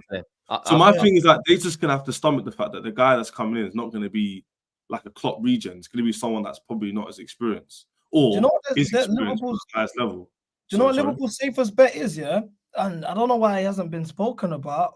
It's Tuchel. I think Tuchel will do a job with. Nah. He's not going to fit the star that you want. The Klopp legacy. I think the safest bet for me is I'd go Arne Slot. Went to No, final in his sorry. first year, got to a Euro final. The next year, absolutely blitzed the league. I know he comes from a bit of a dud league, but he's got a formula in terms of he will come in and start a build again. Tuchel's a manager who comes in when you need to get over the line. That's just Right. another Ten Hag. You know who'd be good for them? You know Michael Edwards. He'd be a good manager, man. Because apparently he does his thing, innit? They get No, like, he. no, got but managed, apparently he's the reason why they won all their trophies. So he might as well come manager, no? You know what I'm saying? To be fair, all his recruits ended up being the best players on the team, and all the players he didn't want, that ended up staying, were the reason Liverpool declined. So you're saying he's better the guy than, he's more influential than Klopp then? Is that you saying, Staffy?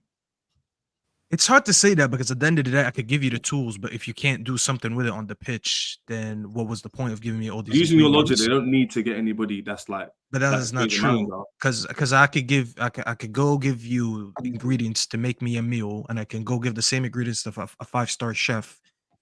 At the end of the day, he's gonna cook something better than you, because the ingredients on their own just don't make the meal. Someone actually needs to be on the pitch and coach these players, which credit the club, he's done it very well. And we always talk about managers that can't manage world-class players. Well, he managed a lot of world-class players. In fact, he made a lot of them world-class. So I think you have to 100% give the credit to both of them.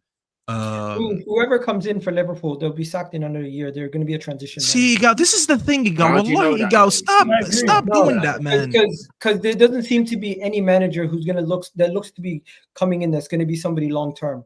I'm looking around. I don't see any big long-term fits. Everybody that I see is just Liverpool. Has never been that club though. No, but so why are you saying I don't? It doesn't look like there's anybody out there that's going to be like. No, but Igal, to be fair, yeah, you can't.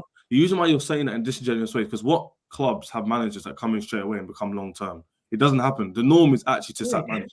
I'm just saying. I think that's because clubs set such high standards, whoever comes in, the fan base won't have that level of patience for them.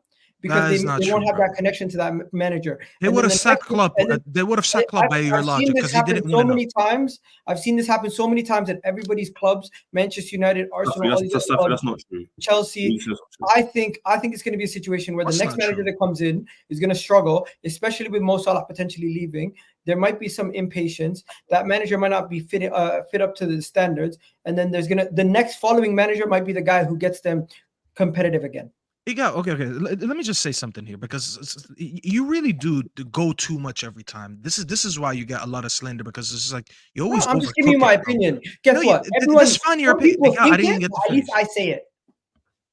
Okay. Just let me talk right now.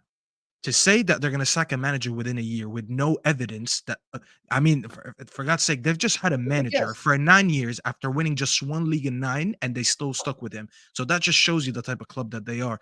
Even what's his name, Brendan Rodgers, he was there for a while, even though he bottled a league and didn't win anything with them, and he took his time.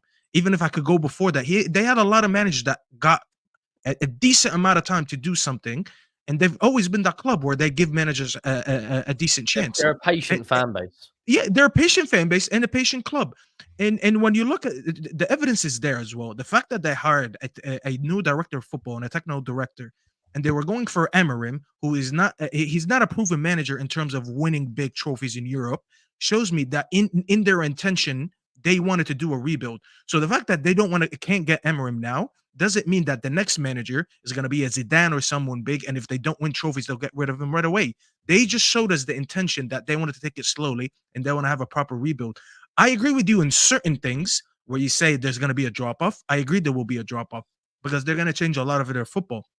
Even if they go for a De Zerbi, by the way, because De Zerbi is completely different than Amorim, completely different. One second, Igal. Completely different than Klopp as well.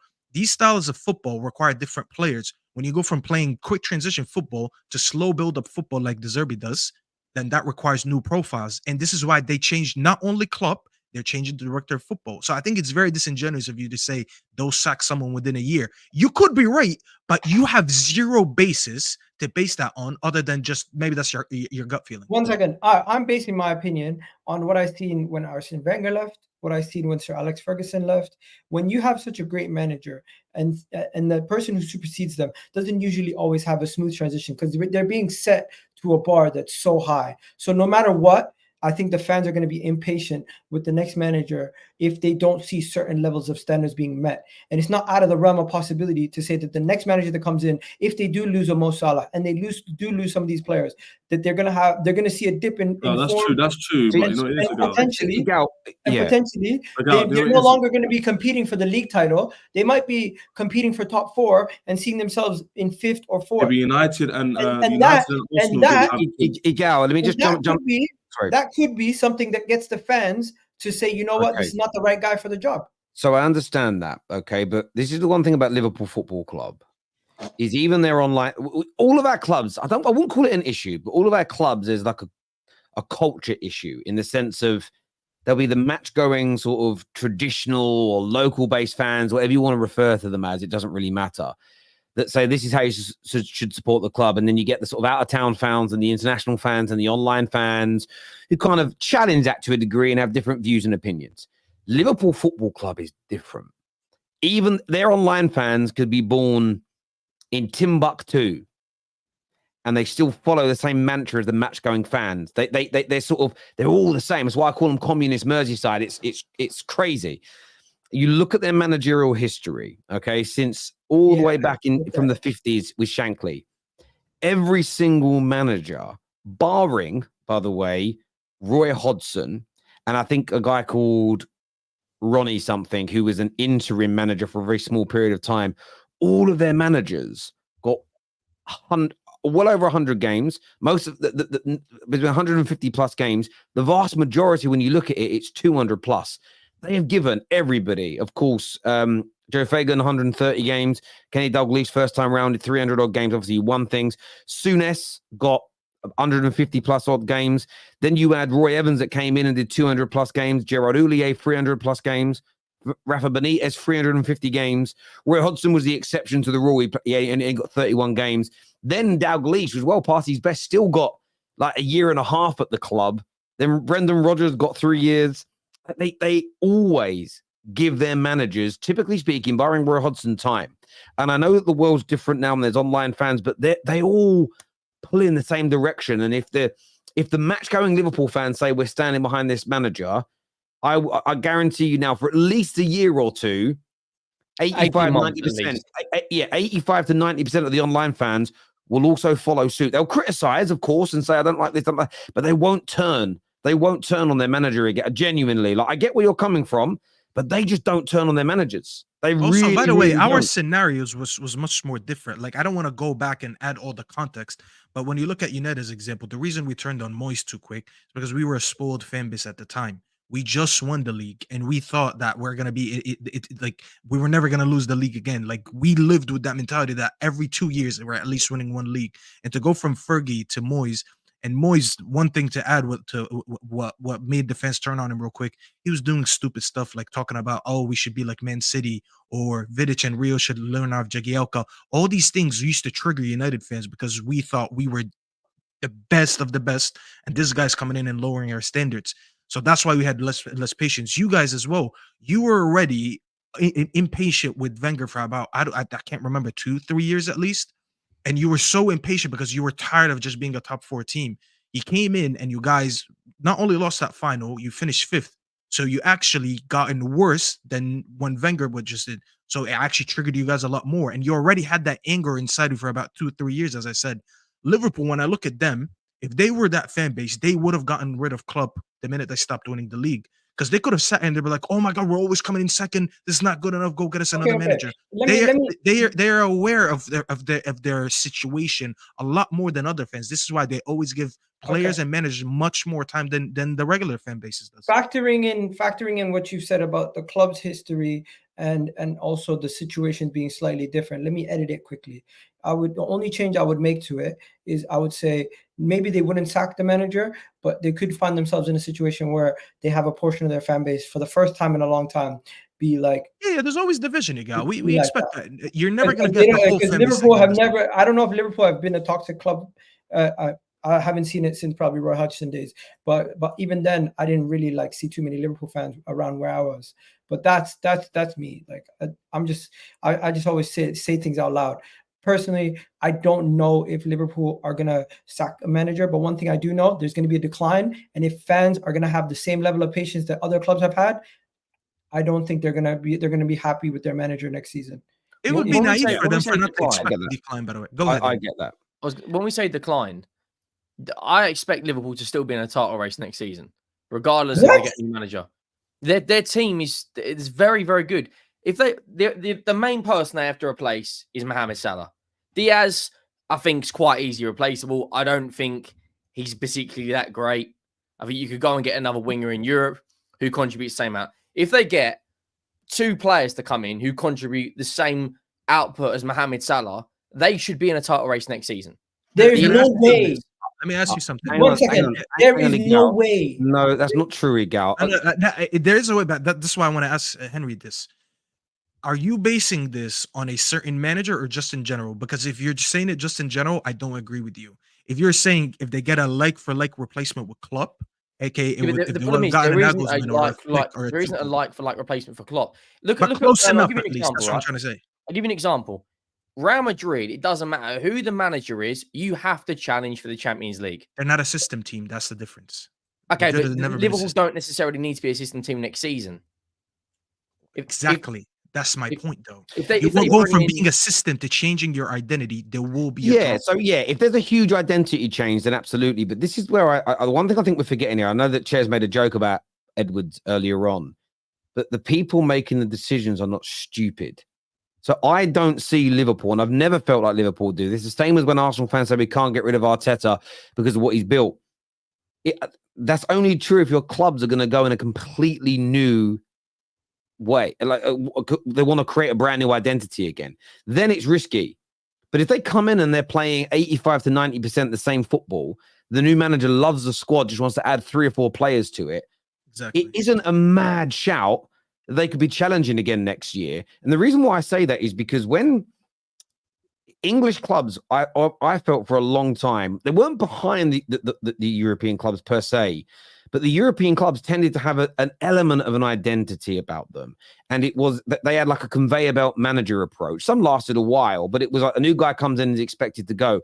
England, for a long time, everything was built upon the identity of a manager. And when they left, it was like, oh, who's going to come in now? And it could be a completely new person. City broke that mold. Liverpool created a situation where it was the idea is that the system that's been created should outlive the manager because you're bringing in a head coach to continue the club's philosophy.